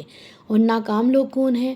جو اپنے اوپر گناہوں کا بوجھ ڈالتے ہیں، اللہ کی آیات کا انکار کرتے ہیں. وہ بڑے نادان ہیں، کم عقل ہیں، اور انہوں نے رسولوں کو جھٹلایا ہے. انشاءاللہ تعالیٰ ہم نے خود کے اندر حق پرستوں والی صفات کو پیدا کرنا ہے اور باطل پرست صفات سے دور رہنا ہے انشاءاللہ. رکوع نمبر 11 کو دیکھتے ہیں. آیت نمبر 42 ہے. اور آپ سے پہلے بھی ہم بہت سی امتوں میں رسول بھیج چکے ہیں، پھر ہم نے ان کو تنگ دستی اور بیماری میں پکڑا تاکہ وہ عاجزی اختیار کریں. چنانچہ جب ان پر ہماری سزا آئی تھی تو انہوں نے کیوں نہ عاجزی اختیار کی، بلکہ ان کے دل سخت ہو گئے اور شیطان نے ان کے لیے ان اعمال کو خوشنما بنا دیا۔ سو جب انہوں نے اس نصیحت کو بھلا دیا جو انہیں کی گئی تھی، ہم نے ان پر ہر چیز کے دروازے کھول دیے، حتیٰ کہ جب وہ خود کو عطا کردہ چیزوں پر اترانے لگے، ہم نے اچانک ان کو آ پکڑا، تب وہ مایوس ہو کر رہ گئے۔ یہاں پہ ہم دیکھتے ہیں اللہ رب العزت کی طرف سے آزمائش آتی ہے، دیکھنا ہے کہ کون آزمائش پہ پورا اترتا ہے۔ کچھ لوگ جو ہے اللہ تعالیٰ کے دیے ہوئے مال کو اپنا حق سمجھتے ہیں، اور کچھ لوگ یہ سمجھتے ہیں کہ یہ اللہ تعالیٰ کی طرف سے دیا گیا انعام ہے، آزمائش ہے، اس کو اسی طرح سے خرچ کرنا ہے جس طرح سے اس کو خرچ کرنے کا حق ہے۔ آیت نمبر 45 ہے، چنانچہ اس قوم کی جڑ کاٹ دی گئی جنہوں نے ظلم کیا تھا، اور تمام تعریف اللہ ہی کے لیے ہے جو کائنات کا رب ہے۔ آپ کہہ دیں کیا تم نے غور کیا کہ اگر اللہ تعالیٰ تمہاری سماعت، تمہاری بینائی چھین لے اور تمہارے دلوں پر مہر لگا دے تو اللہ تعالیٰ کے سوا کون معبود ہے جو تمہیں یہ نعمتیں دلا دے؟ دیکھو ہم کس طرح بار بار نشانیاں پیش کرتے ہیں، پھر بھی وہ منہ موڑتے ہیں۔ اس حوالے سے سورہ الملک آیت نمبر 23 میں بھی اللہ رب العزت فرماتے ہیں، کہہ دو وہی ہے جس نے تمہیں پیدا کیا، تمہاری کان، آنکھیں اور دل بنائے، اور تم لوگ بہت ہی کم شکر ادا کرتے ہو۔ یقیناً کان، آنکھیں اور دل، ان سے سب سے سوال کیا جائے گا روز محشر۔ آیت نمبر 47 کو دیکھتے ہیں۔ آپ کہیں تمہارا کیا خیال ہے اگر تم پر اللہ تعالیٰ کا عذاب اچانک یا اعلانیہ آ جائے تو کیا ظالم قوم کے سوا کوئی اور بھی ہلاک ہوگا؟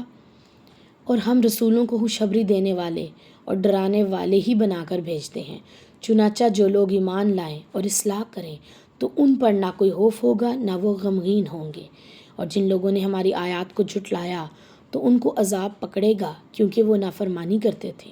آپ کہہ دیں میں تم سے یہ نہیں کہتا کہ میرے پاس اللہ تعالیٰ کے خزانے ہیں، اور نہ ہی میں غیب کو جانتا ہوں، اور نہ میں تم سے یہ کہتا ہوں کہ میں حقیقتاً کوئی فرشتہ ہوں، بلکہ میں تو صرف اسی کی اتباع کرتا ہوں جو میری جانب وحی کیا جاتا ہے۔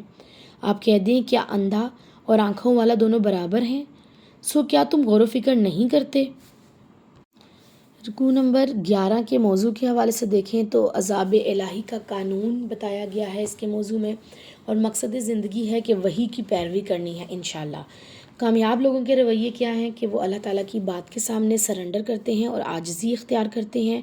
نیک کردار لوگوں کو اللہ تعالیٰ نے جو ہے خوشخبری سنائی ہے، جس کو خوشخبری مل گئی وہ کامیاب لوگ ہیں، اور اللہ تعالیٰ نے جو ہے بد کردار لوگوں کو ڈرایا ہے کہ اگر تم لوگوں نے میری آیات کو جھٹلانا نہ چھوڑا تو تم لوگوں کا شمار ناکام لوگوں میں ہو جائے گا۔ پھر ہم دیکھتے ہیں کامیاب لوگ کون ہیں، جو ایمان لاتے ہیں اور وحی کی پیروی کرتے ہیں۔ اور ناکام لوگوں کے رویے کیسے ہوتے ہیں؟ ان کے دل سخت ہو جاتے ہیں، ان کے دل برائیاں کرنے پر مطمئن ہو جاتے ہیں، وہ اللہ تعالیٰ کی دی گئی نصیحت کو بھلا دیتے ہیں، دنیا کی زندگی میں مگن ہو جاتے ہیں اور بھلائی اور خیر سے مایوس ہو جاتے ہیں۔ ناکام ہیں وہ لوگ جو ظالم ہیں، اللہ کی نشانیوں سے نظریں چڑھاتے ہیں، اللہ کی آیات کو جھٹلاتے ہیں، اللہ کی نافرمانی کرتے ہیں اور اللہ تعالیٰ کی کائنات پر غور و فکر نہیں کرتے۔ تو انشاءاللہ تعالیٰ ہم نے کیا کرنا ہے؟ اللہ کی تعالیٰ کی طرف سے آئے ہوئے حق یعنی قرآن پاک کو نظر انداز نہیں کرنا، بلکہ وحی کی پیروی کرنی ہے اور اس پر عمل کرنا ہے انشاءاللہ۔ رکوع نمبر 12 کو دیکھتے ہیں اور آیت نمبر ہے 51۔ اور آپ ان کے ساتھ ان کو خبردار کریں جو یہ خوف رکھتے ہیں کہ انہیں اپنے رب کے پاس جمع کیا جائے گا کہ اس کے سوا نہ کوئی ان کی حمایت کرنے والا ہے نہ کوئی سفارش کرنے والا ہے، تاکہ وہ تقوی اختیار کریں۔ سورہ رعد میں آیت نمبر 21 میں اللہ رب العزت فرماتے ہیں کہ وہ اپنے رب سے ڈرتے ہیں اور برے حساب کے خوف سے۔ اور اسی طرح سورہ المومنون آیت نمبر 57 میں اللہ تعالیٰ فرماتے ہیں یقیناً وہی ہیں جو اپنے رب کے خوف سے ڈرتے ہیں۔ اور ایک اور جگہ پر اللہ رب العزت فرماتے ہیں کہ جو اپنے رب کے سامنے کھڑا ہونے سے ڈر گیا تو حقیقتاً اس کے لیے 2 باغ ہیں، یعنی کہ اللہ تعالیٰ کا تقوی جس نے اختیار کیا تو اللہ تعالیٰ اس کے لیے کافی ہو جائے گا، اللہ تعالیٰ اس کے تمام گناہوں کو بخش دے گا۔ جو اللہ تعالیٰ سے ڈرتے ہیں، اللہ کا تقوی اختیار کرتے ہیں، اللہ تعالیٰ ان کے لیے زندگیوں کو آسان فرما دے گا۔ آیت نمبر 52 ہے، اور آپ ان لوگوں کو اپنے سے دور نہ کریں جو صبح و شام اپنے رب کو پکارتے ہیں، وہ اس کی رضا چاہتے ہیں۔ ان کافروں کے حساب میں سے آپ پر کچھ ذمہ داری نہیں، اور نہ ہی آپ کے حساب میں سے ان پر کوئی ذمہ داری ہے کہ آپ ان کو اپنے سے دور کر دیں، کہیں آپ ظالموں میں سے ہو جائیں۔ اگر اس آیت کا شان نزول کے حوالے سے بات کریں تو حضرت سعد بن ابی وقاص فرماتے ہیں کہ ہم 6 آدمی رسول اللہ کی مجلس میں بیٹھے تھے کہ مشرکین نے فرمایا ان کو اپنی مجلس سے نکال دیں تاکہ یہ ہم پر جرأت نہ کر سکیں۔ ان میں ایک آدمی میں تھا، ایک عبداللہ بن مسعود تھے، ایک حضرت بلال تھے، اور جو تھے قبیلہ خزیل کے 2 آدمی اس میں شمار تھے۔ اس وقت پہ اللہ تعالیٰ نے یہ آیات نازل فرمائیں کہ آپ ان لوگوں کو اپنے سے دور نہ کریں جو صبح شام اللہ تعالیٰ کو اپنے رب کو پکارتے ہیں، اس کی رضا چاہتے ہیں، چاہے وہ فائنینشلی اتنے اسٹرانگ نہ ہوں، لیکن آپ نے ان کو دور نہیں کرنا کیونکہ یہ اللہ تعالیٰ سے محبت کرتے ہیں۔ اور اس کو مسلم میں 6241 نمبر پر روایت کو بیان کیا گیا ہے۔ آیت نمبر 53 ہے، اور ایسے ہی ہم نے انہیں ایک دوسرے سے آزمایا ہے تاکہ وہ کہیں کہ کیا یہی وہ لوگ ہیں جن پر ہمارے درمیان اللہ تعالیٰ نے احسان کیا ہے؟ کیا اللہ تعالیٰ اپنے شکر گزار بندوں کو زیادہ جاننے والا نہیں ہے؟ اور جب آپ کے پاس وہ آئیں جو ہماری آیات پر ایمان رکھتے ہیں تو آپ کہا کریں تم پر سلامتی ہو، تمہارے رب نے خود پر رحمت لازم کر رکھی ہے، لہٰذا جو بھی تم میں سے نادانی میں کوئی برائی کر بیٹھتا ہے پھر اس کے بعد توبہ اور اصلاح کرتا ہے تو یقیناً وہ بڑا بخشنے والا، بڑا رحم کرنے والا ہے۔ اور ہم آیات کو تفصیل سے بیان کرتے ہیں اور تاکہ مجرموں کا طریقہ واضح ہو جائے۔ رکوع نمبر 12 کے اگر موضوع کے حوالے سے بات کریں تو منصب رسالت اس کا موضوع ہے، اور اس کا مقصد یہ ہے کہ اللہ کی رضا کی طلب میں لگے رہنا ہے۔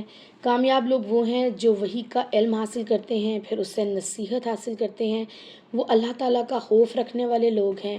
اور کامیاب ہیں وہ لوگ جو اپنے رب کو دن رات پکارتے ہیں، اس کی خوشنودی ہی طلب کرتے ہیں، شکر گزاری کا رویہ اختیار کرتے ہیں، توبہ کرتے ہیں اور اپنے اعمال میں اصلاح کرتے ہیں۔ ناکام ہیں وہ لوگ جو ظلم کرتے ہیں، برائیوں کا ارتکاب کرتے ہیں۔ اللہ تعالیٰ سے دعا کرتے ہیں کہ انشاءاللہ ہم نے آخرت کے اندیشے والی زندگی گزارنی ہے اور اللہ تعالیٰ کی رضا کو تا حیات طلب کرتے رہنا ہے، دعائیں مانگتے رہنا ہے انشاءاللہ تعالیٰ۔ رکوع نمبر 13 کو دیکھتے ہیں اور آیت نمبر ہے 56۔ آپ کہہ دیں اللہ تعالیٰ کے سوا تم جنہیں پکارتے ہو مجھے ان کی عبادت سے بالکل روکا گیا ہے۔ آپ کہہ دیں میں تمہاری خواہشات کا پیچھا نہیں کروں گا، اس وقت تو میں گمراہ ہو گیا اور ہدایت یافتہ نہ رہا۔ یعنی کہ اگر میں تمہاری ہدایت کا جو تم لوگ عبادت کرتے ہو یا جو تم اپنے آبا کی تقلید کرتے ہو، اگر میں نے بھی تمہاری تقلید اس میں شروع کر دی تو میں تو گمراہ ہو جاؤں گا، میں تو ہدایت یافتہ نہیں رہوں گا۔ آپ کہہ دیجئے میں اپنے رب کی جناب سے ایک روشن دلیل پر ہوں اور اس کو تم نے جھٹلا دیا۔ جس عذاب کی تم جلدی مچاتے ہو وہ میرے پاس نہیں ہے، فیصلہ صرف اللہ تعالیٰ کا ہے، وہی حق بیان کرتا ہے، وہی بہترین فیصلہ کرنے والا ہے۔ آپ کہہ دیجئے اگر میرے پاس وہ عذاب ہوتا جس کی تم جلدی کر رہے ہو تو میرے اور تمہارے درمیان معاملے کا فیصلہ ہو چکا ہوتا، اللہ تعالیٰ ظالموں کو خوب جانتا ہے۔ آیت نمبر 59 ہے، اور غیب کی کنجیاں اسی کے پاس ہیں، اس کے سوا اسے کوئی نہیں جانتا، اور جو خشکی اور سمندر کی ہر چیز کو جانتا ہے، اور کوئی پتا نہیں گرتا مگر وہ اسے بھی جانتا ہے، اور زمین کی تاریکیوں میں کوئی دانہ نہیں گرتا، اور کوئی چیز تر اور نہ کوئی چیز خشک مگر کھلی کتاب میں ہے۔ یہاں پہ ہم دیکھتے ہیں کہ نبی صلی اللہ علیہ وسلم سے سوال کیا گیا کہ قیامت کب آئے گی، تو رسول اللہ نے فرمایا کہ جواب دینے والا سوال کرنے والے سے زیادہ نہیں جانتا، یعنی کہ اللہ کے نبی کو بھی نہیں پتہ کب قیامت آئے گی۔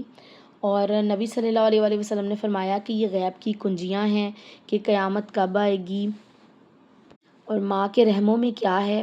یعنی کہ آج کے دور میں لوگ کہتے ہیں ہم تو الٹرا ساؤنڈ کے ذریعے پتہ کرا لیتے ہیں نا کہ بیٹا ہے یا بیٹی ہے، تو یہاں پہ اس سے مراد یہ ہے کہ کیا کسی کو پتہ ہے کہ یہ بچہ بدبخت ہوگا یا نیک بخت ہوگا؟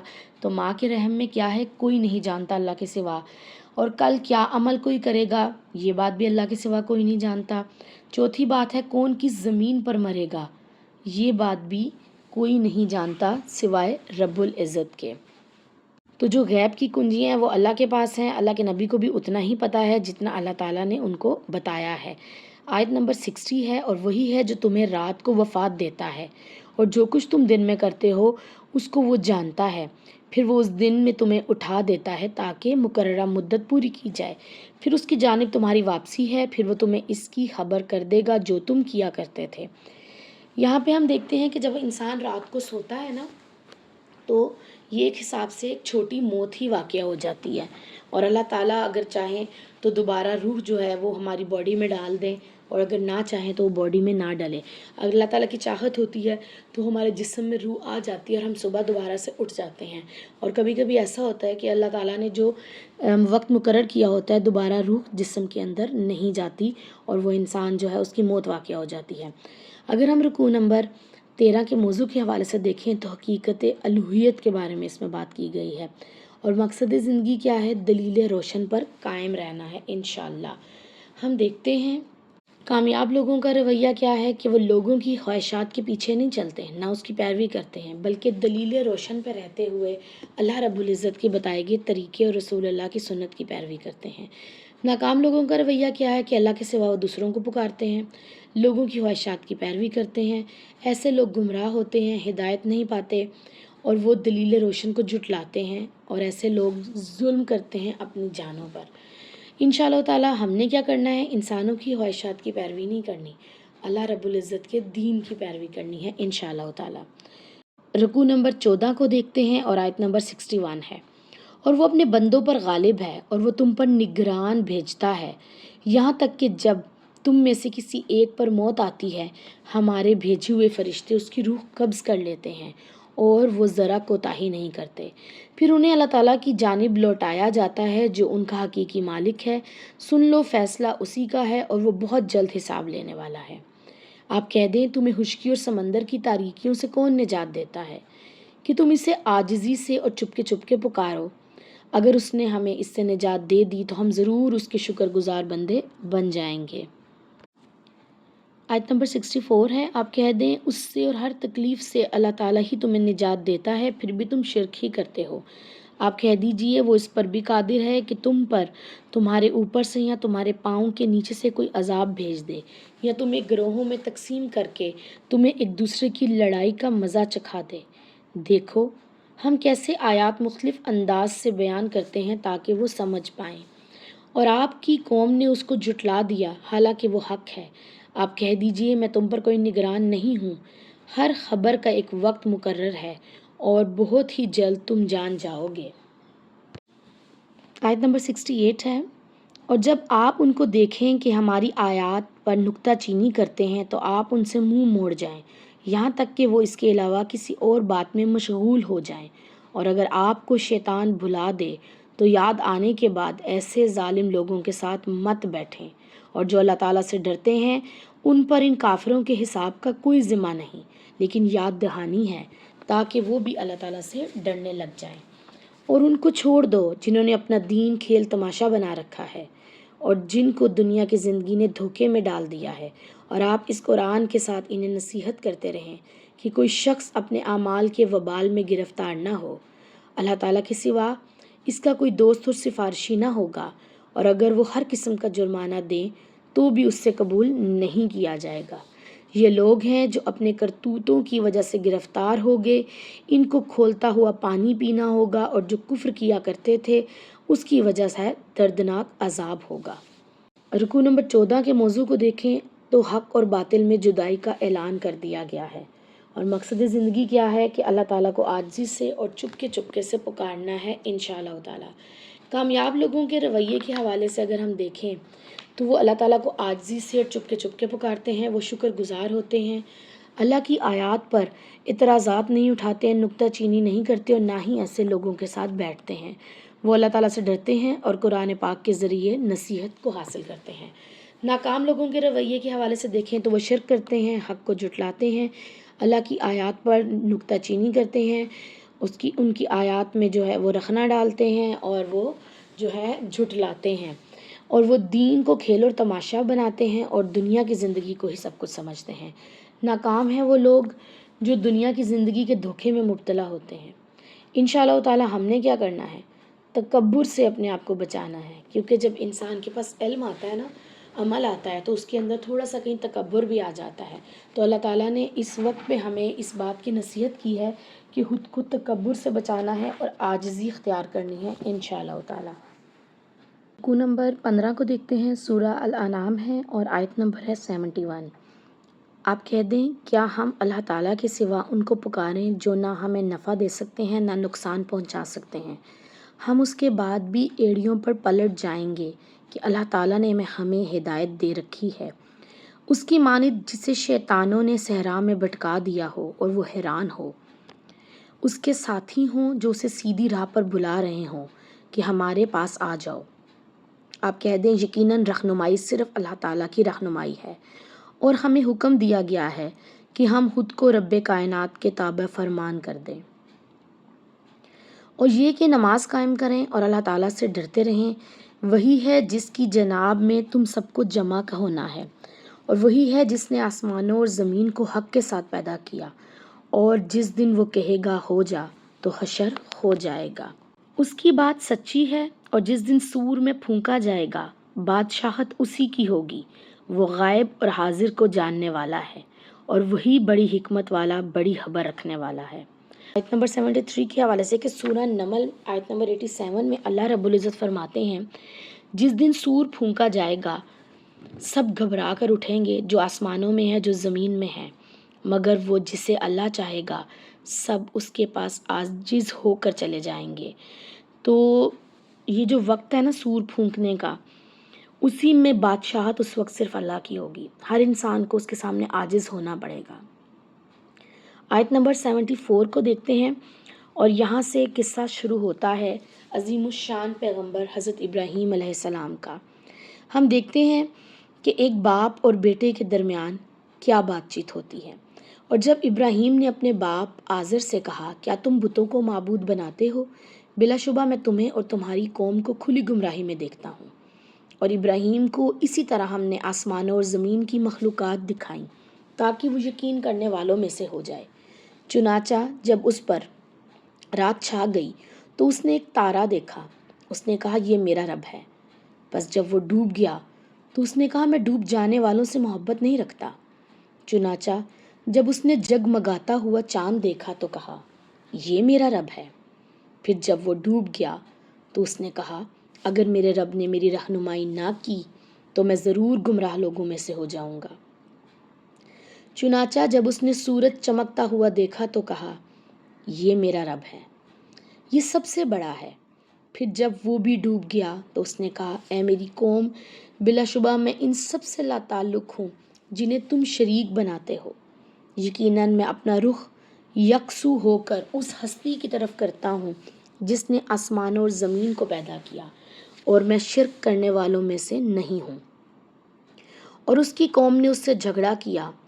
اس نے کہا کیا تم اللہ تعالیٰ کے بارے میں مجھ سے جھگڑتے ہو، حالانکہ اس نے مجھے ہدایت دے رکھی ہے، اور میں ان سے نہیں ڈرتا جن کو تم اللہ تعالیٰ کا شریک بناتے ہو، مگر یہ کہ میرا رب ہی کچھ چاہے. میرے رب کا علم ہر چیز پر چھایا ہوا ہے. کیا پھر تم نصیحت قبول نہیں کرتے؟ اور میں ان سے کیسے ڈر جاؤں جن کو تم نے شریک بنایا ہے، جبکہ تم ان کو اللہ کا شریک بناتے نہیں ڈرتے، جس کی اس نے کوئی دلیل بھی تم پر نازل نہیں کی. چنانچہ فریقین میں سے امن کا زیادہ مستحق کون ہے؟ بتاؤ اگر تم جانتے ہو. جو لوگ ایمان لائے ہیں انہوں نے اپنے ایمان کو شرک سے آلودہ نہیں کیا، انہی کے لیے امن ہے اور وہی ہدایت یافتہ ہے.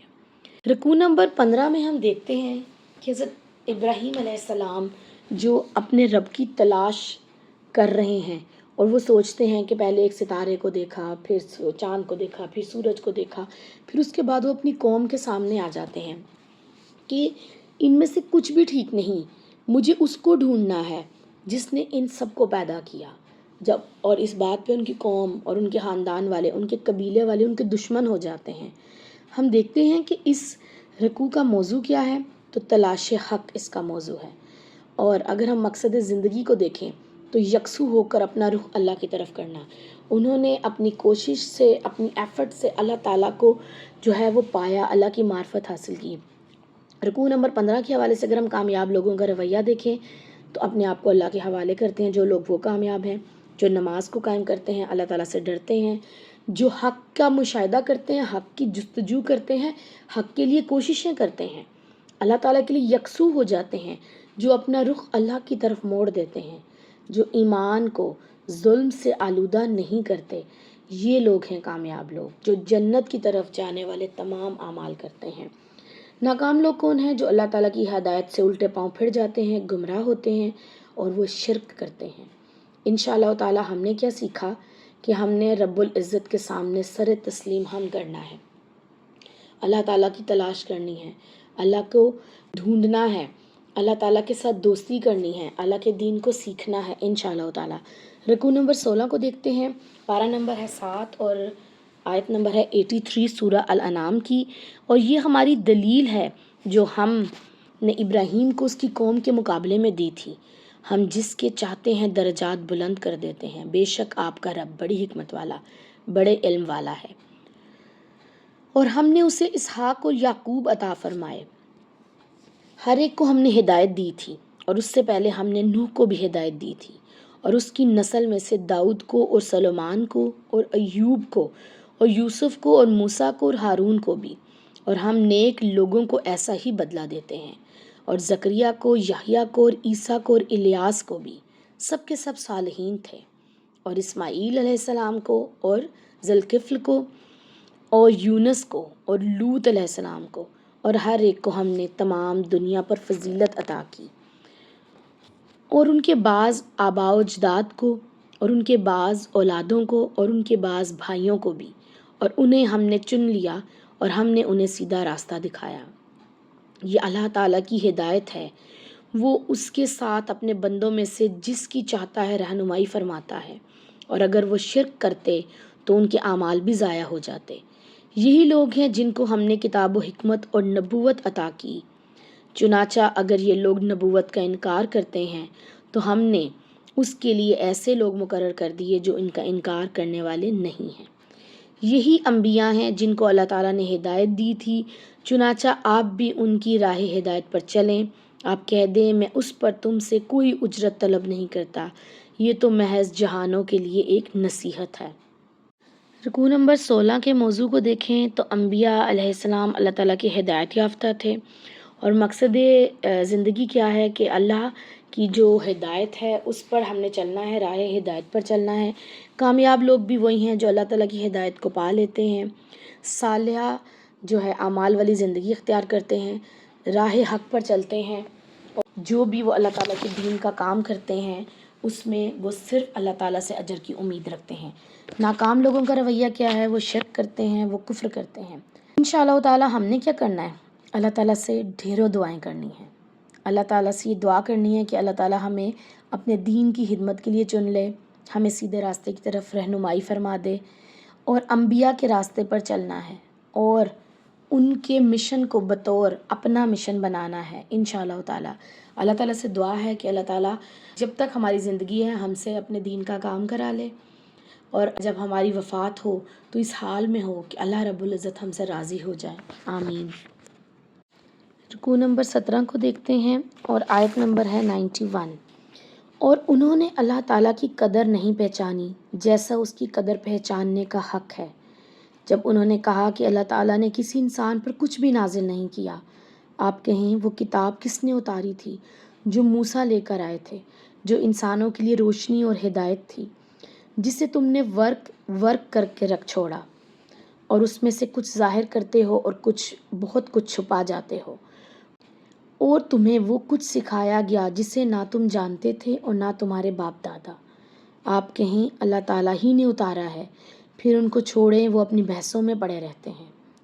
اور یہ ایک کتاب ہے جسے ہم نے نازل کیا ہے، بڑی بابرکت ہے، اپنے سے پہلے کی تصدیق کرنے والی ہے، اور تاکہ آپ مکہ اور اس کے ارد گرد کو خبردار کر دیں، اور جو آخرت پر یقین رکھتے ہیں وہی اس پر ایمان لاتے ہیں، اور اپنی نمازوں کی حفاظت بھی وہی کرتے ہیں۔ اور اس سے بڑا ظالم اور کون ہوگا جو اللہ تعالیٰ پر جھوٹ باندھے یا کہے کہ مجھ پر وحی کی گئی ہے، حالانکہ اس پر کچھ وحی نہ کی گئی ہے، اور جو کوئی کہے جیسا کلام اللہ تعالیٰ نے نازل کیا ہے جلد ہی میں بھی ویسے ہی اتاروں گا۔ اور کاش آپ دیکھیں جب یہ ظالم موت کی سختیوں میں ہوتے ہیں اور فرشتے اپنے ہاتھ پھیلائے ہیں کہ نکالو اپنی جانیں، آج تمہیں ذلت کا عذاب دیا جائے گا، کیونکہ تم اللہ تعالیٰ پر ناحق باتیں کہتے تھے اور اس کی آیات سے تکبر کیا کرتے تھے، اور بلا شبہ تم ہمارے پاس اکیلے اکیلے آ گئے ہو، جیسے کہ ہم نے تمہیں پہلی بار پیدا کیا تھا، اور جو بھی ہم نے تمہیں دیا تھا تم اپنی پشتوں کے پیچھے چھوڑ آئے، اور ہم تمہارے ساتھ تمہارے ان سفارشیوں کو بھی نہیں دیکھتے ہیں جن کے متعلق تمہارا گمان تھا کہ یقیناً وہ تمہارا کام بنانے میں شریک ہیں۔ تحقیق تمہارا رشتہ ٹوٹ گیا اور تم سے وہ سب گم ہو گئے جن کو تم معبود خیال کیا کرتے تھے۔ قیامت کے حوالے سے ہم دیکھیں تو مسلم کی روایت ہے 7198 نمبر پر کہ حضرت عائشہ رضی اللہ تعالیٰ عنہ فرماتی ہیں کہ نبی صلی اللہ علیہ وسلم نے فرمایا، قیامت کے دن لوگ ننگے پاؤں ننگے بدن بغیر ختنہ کیے بھاگ رہے ہوں گے۔ حضرت عائشہ نے فرمایا کہ اللہ کے نبی، کیا مرد اور عورت اکٹھے ہوں گے؟ تو رسول اللہ صلی اللہ علیہ وسلم نے جواب دیا، اے عائشہ، یہ معاملہ اس سے بھی زیادہ سخت ہوگا۔ آج ہم نفسا نفسی کا دور اس دور کو کہتے ہیں، لیکن سوچیں کل قیامت کے دن وہ کیسا لمحہ ہوگا کہ کوئی کسی کی طرف دیکھ بھی نہیں رہا ہوگا، کوئی کسی کو سمجھ نہیں آئے گی کہ کیا ہو رہا ہے۔ اس وقت سب کو صرف اپنے اعمال اور اپنے آپ کی فکر ہوگی۔ تو آج بھی اس آنے والی قیامت کی فکر کرتے ہوئے آج کے دور میں آج کی جو آپ کو زندگی ملی ہے، جو یہ رب کی نعمت ہے، اس میں اپنے اعمال کی طرف توجہ کریں اور کوشش کریں کہ ہم اپنے اللہ کو راضی کر سکیں۔ جو موضوع ہے رکوع نمبر 17 کا، وہ ہے کہ یہ کتاب برکت والی ہے، اور مقصد زندگی کیا ہے کہ اللہ کی قدر پہچاننی ہے۔ ہم نے واقعی اللہ کی قدر نہیں پہچانی جیسے کہ اس کی قدر پہچاننے کا حق ہے۔ اور کامیاب لوگوں کے رویے کیا ہیں کہ وہ لوگ اللہ تعالیٰ کی قدر پہچانتے ہیں اور نمازوں کی حفاظت کرتے ہیں۔ اور ناکام لوگ کون ہیں؟ جو اللہ تعالیٰ کی کتاب کو ورک کر کے پڑھتے ہیں۔ ورک کرنے سے مراد یہ ہے کہ جس ورک کا موضوع اور حکم ہمیں پسند آ گیا اس کو ہم نے اپنی زندگی میں جو ہے وہ شامل کر لیا، جو پسند نہیں آیا حکم وہ ہم نے چھوڑ دیا، جو چیز اچھی لگی اس کو شامل زندگی کر لیا، جو ہماری اوپر گراں گزری ہمارے مزاج پہ ہم نے اس کو چھوڑ دیا۔ تو ناکام ہیں وہ لوگ جو اللہ کی کتاب کو ورک کرتے ہیں، ناکام ہیں وہ لوگ جو اللہ کی کتاب میں سے کچھ ظاہر کرنا اور زیادہ چھپانا پسند کرتے ہیں، یعنی کہ اگر انہوں نے کتاب کو سیکھ بھی لیا ہے تو وہ کیا کرتے ہیں کہ جو چیزیں انہیں درست لگتی ہیں نا وہ آگے سے جن پہ وہ عمل کرتے ہیں وہ لوگوں تک پہنچا دیتے ہیں اور باقی چیزوں کو وہ غائب کر دیتے ہیں، چھپا دیتے ہیں۔ اور ناکام ہیں وہ لوگ جو اپنی بحثوں میں پڑے رہتے ہیں، اللہ کی آیات سے تکبر کرتے ہیں۔ اور انشاءاللہ تعالی ہم نے کیا کرنا ہے کہ برکت والی کتاب پر ایمان لانے کے لیے اس کتاب کا کام کرنا ہے، اللہ کی قدر پہچاننی ہے اور اس حق کو ادا کرنا ہے انشاءاللہ تعالی۔ رکوع نمبر 18 کو دیکھتے ہیں، آیت نمبر 95 ہے، یقیناً اللہ تعالیٰ ہی نے دانے اور گٹھلی کو پھاڑنے والا ہے، وہ زندہ کو مردہ سے نکالتا ہے اور وہی مردہ کو زندہ سے نکالنے والا ہے، وہی اللہ تعالیٰ ہے، چنانچہ تم کدھر کو بہکائے جا رہے ہو۔ وہ سفید صبح نمودار کرنے والا ہے، اور اس نے رات کو سکون کا باعث بنایا اور سورج اور چاند کو حساب کا ذریعہ بنایا، یہ عزیز و علیم کا اندازہ ہے۔ وہی ذات ہے جس نے تمہارے لیے تاروں کو بنایا تاکہ تم ان سے خشکی اور سمندر کی تاریکیوں میں راستے معلوم کرو، یقیناً ہم نے دلائل کھول کر بیان کر دیے ہیں ان لوگوں کے لیے جو علم رکھتے ہیں۔ وہی ذات ہے جس نے تمہیں ایک ہی جان سے پیدا کیا اور ایک قرار گاہ ہے اور ایک جائے امانت ہے۔ قرار گاہ کہتے ہیں ماں کے رحم کو، اور جائے امانت قبر کو کہا گیا ہے۔ ہم نے نشانیاں کھول کر بیان کر دی ہیں ان لوگوں کے لیے جو سمجھتے ہیں۔ وہی ذات ہے جس نے آسمان سے پانی نازل کیا، سو ہم نے اس سے ہر قسم کی نباتات اگائیں، چنانچہ ہم نے اس سے سرسبز شاخ نکالی جس سے ہم تہ بتہ دانے نکالتے ہیں، اور کھجور کے شگوفوں سے جھکے ہوئے گچھے ہیں، اور انگور اور زیتون اور انار کے باغات ہیں، آپس میں ملتے جلتے بھی ہیں اور جدا جدا بھی ہیں۔ اس کے پھل کو دیکھو جب وہ پھلتا ہے اور جب وہ پکتا ہے، یقیناً ان چیزوں میں نشانیاں ہیں ان کے لیے جو ایمان لاتے ہیں۔ اور ان لوگوں نے جنوں کو اللہ تعالیٰ کا شریک قرار دیا، حالانکہ اس نے ان کو پیدا کیا ہے، اور بلا سند بلا دلیل اس کے بیٹے اور بیٹیاں تراش رکھی ہیں۔ وہ پاک باز اور بالا تر ہے ان صفات سے جو یہ بیان کرتے ہیں۔ رکوع نمبر 18 کے موضوع کو دیکھیں تو یہ توحید پر استدلال ہے، اور مقصد زندگی کیا ہے؟ علم حاصل کرنا ہے، سمجھ بوجھ سے کام لینا ہے اور ایمان لے کے آنا ہے۔ کامیاب لوگوں کے رویے کیا ہیں کہ وہ علم حاصل کرتے ہیں، عقل و فہم و شعور سے کام لیتے ہیں، حق کا مشاہدہ کرتے ہیں اور ایمان لے آتے ہیں۔ ناکام لوگ ہیں جو جنوں کو یا کسی اور مخلوق کو اللہ تعالیٰ کا شریک ٹھہراتے ہیں، جبکہ اللہ تعالیٰ نے ہی ان کو پیدا کیا ہے، اور وہ اللہ تعالیٰ کے لیے اولاد بناتے ہیں۔ ناکام لوگ، ہم نے کیا کرنا ہے؟ انشاءاللہ اللہ تعالیٰ کی توحید کے دلائل پر غور و فکر کرتے ہوئے زندگی گزارنی ہے، اور اس زندگی سے رب کی قدر کرنی ہے، رب کو پہچاننا ہے انشاءاللہ تعالیٰ۔ رکوع نمبر 19 کو دیکھتے ہیں، اور آیت نمبر 101 ہے، آسمان اور زمین کا وہی موجد ہے، اس کا کوئی بیٹا کیسے ہو سکتا ہے جبکہ اس کی کوئی بیوی نہیں، اور اس نے ہر چیز کو پیدا کیا، وہی ہر چیز سے خوب باخبر ہے۔ یہ اللہ ہے جو تمہارا رب ہے، اس کے سوا کوئی معبود نہیں، وہ ہر چیز کا خالق ہے، چنانچہ تم اسی ایک کی عبادت کرو، اور وہ ہر چیز کا خوب نگران ہے۔ نگاہیں اس کو نہیں پا سکتی اور وہ نگاہوں کو پا لیتا ہے، وہ بڑا باریک بین خوب باخبر ہے۔ یقیناً تمہارے پاس تمہارے رب کی جناب سے بصیرت افروز دلیلیں آ گئی ہیں، چنانچہ جو بینائی سے کام لے گا تو وہ اپنے لیے لے گا، اور جو اندھا بنے گا تو وہ بھی اسی پر ہوگا، اور میں تم پر کوئی نگران نہیں ہوں۔ آیت نمبر 105 ہے، اور ایسے ہی ہم اپنی آیات کو بار بار بیان کرتے ہیں، اور تاکہ وہ کہیں کہ تم نے پڑھ رکھا ہے، اور تاکہ ہم اسے ان کے لیے واضح کر دیں جو علم رکھتے ہیں۔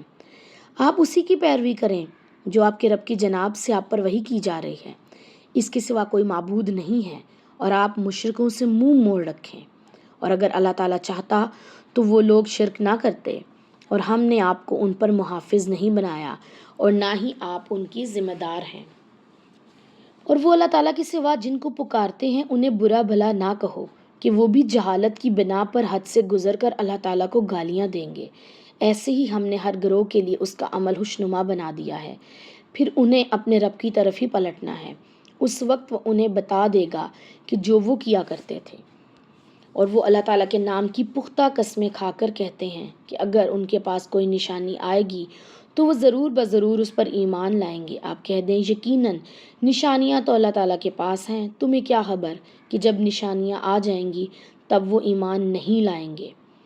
آخری آیت ہے، اور ہم ان کے دلوں کو اور ان کی نگاہوں کو پھیر دیں گے جیسے پہلی بار اس پر ایمان نہیں لائے تھے، اور ہم انہیں اپنی سرکشی میں بھٹکتا چھوڑ دیں گے۔ یہ وہی والی بات ہے کہ مشرکین مکہ بار بار کہتے تھے کہ معجزات لے کر آؤ، جیسے موسیٰ علیہ السلام اور عیسیٰ علیہ السلام کی قوم نے مانگے تھے۔ تو اللہ رب العزت کہتے ہیں کہ جب معجزات آ جاتے ہیں تو اس کے بعد پھر عذاب جو ہے وہ لازم ہو جاتا ہے۔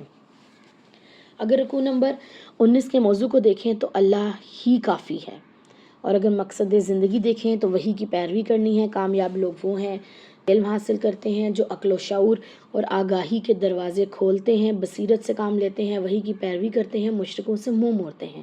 ناکام لوگ کون ہیں؟ جو حق کو سامنے دیکھتے ہوئے اندھے بن جاتے ہیں، شرک کرتے ہیں، جہالت کے رویے اختیار کرتے ہیں، برے اعمال جو ہیں ان کو اپنی زندگی میں شامل کرتے ہیں، وہ ایمان نہیں لاتے اور وہ بھٹک جاتے ہیں۔ ہم نے کیا کرنا ہے؟ اللہ تعالیٰ کی کتاب کے لیے اندھا نہیں بننا، بلکہ بصیرت کی روشنیوں سے فائدہ اٹھانا ہے انشاءاللہ تعالیٰ۔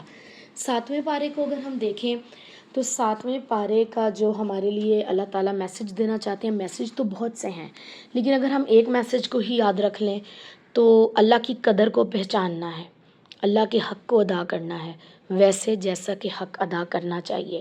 اللہ کی قدر کو پہچاننا ہے، اس کے ساتھ کسی کو شریک نہیں ٹھہرانا، اسی کو اپنا دوست بنانا ہے، حق کے راستے پر چلنا ہے، باطل سے پیچھے ہٹنا ہے، اللہ کی معرفت کو پانا ہے، اللہ کے اسماء و صفات کو سمجھنا ہے۔ اللہ تعالیٰ کو جاننے کے لیے اللہ کے اسماء و صفات کو سمجھنا پڑے گا، اللہ تعالیٰ کی قدر پہچاننے کے لیے اللہ تعالیٰ کی صفات کو سمجھنا پڑے گا۔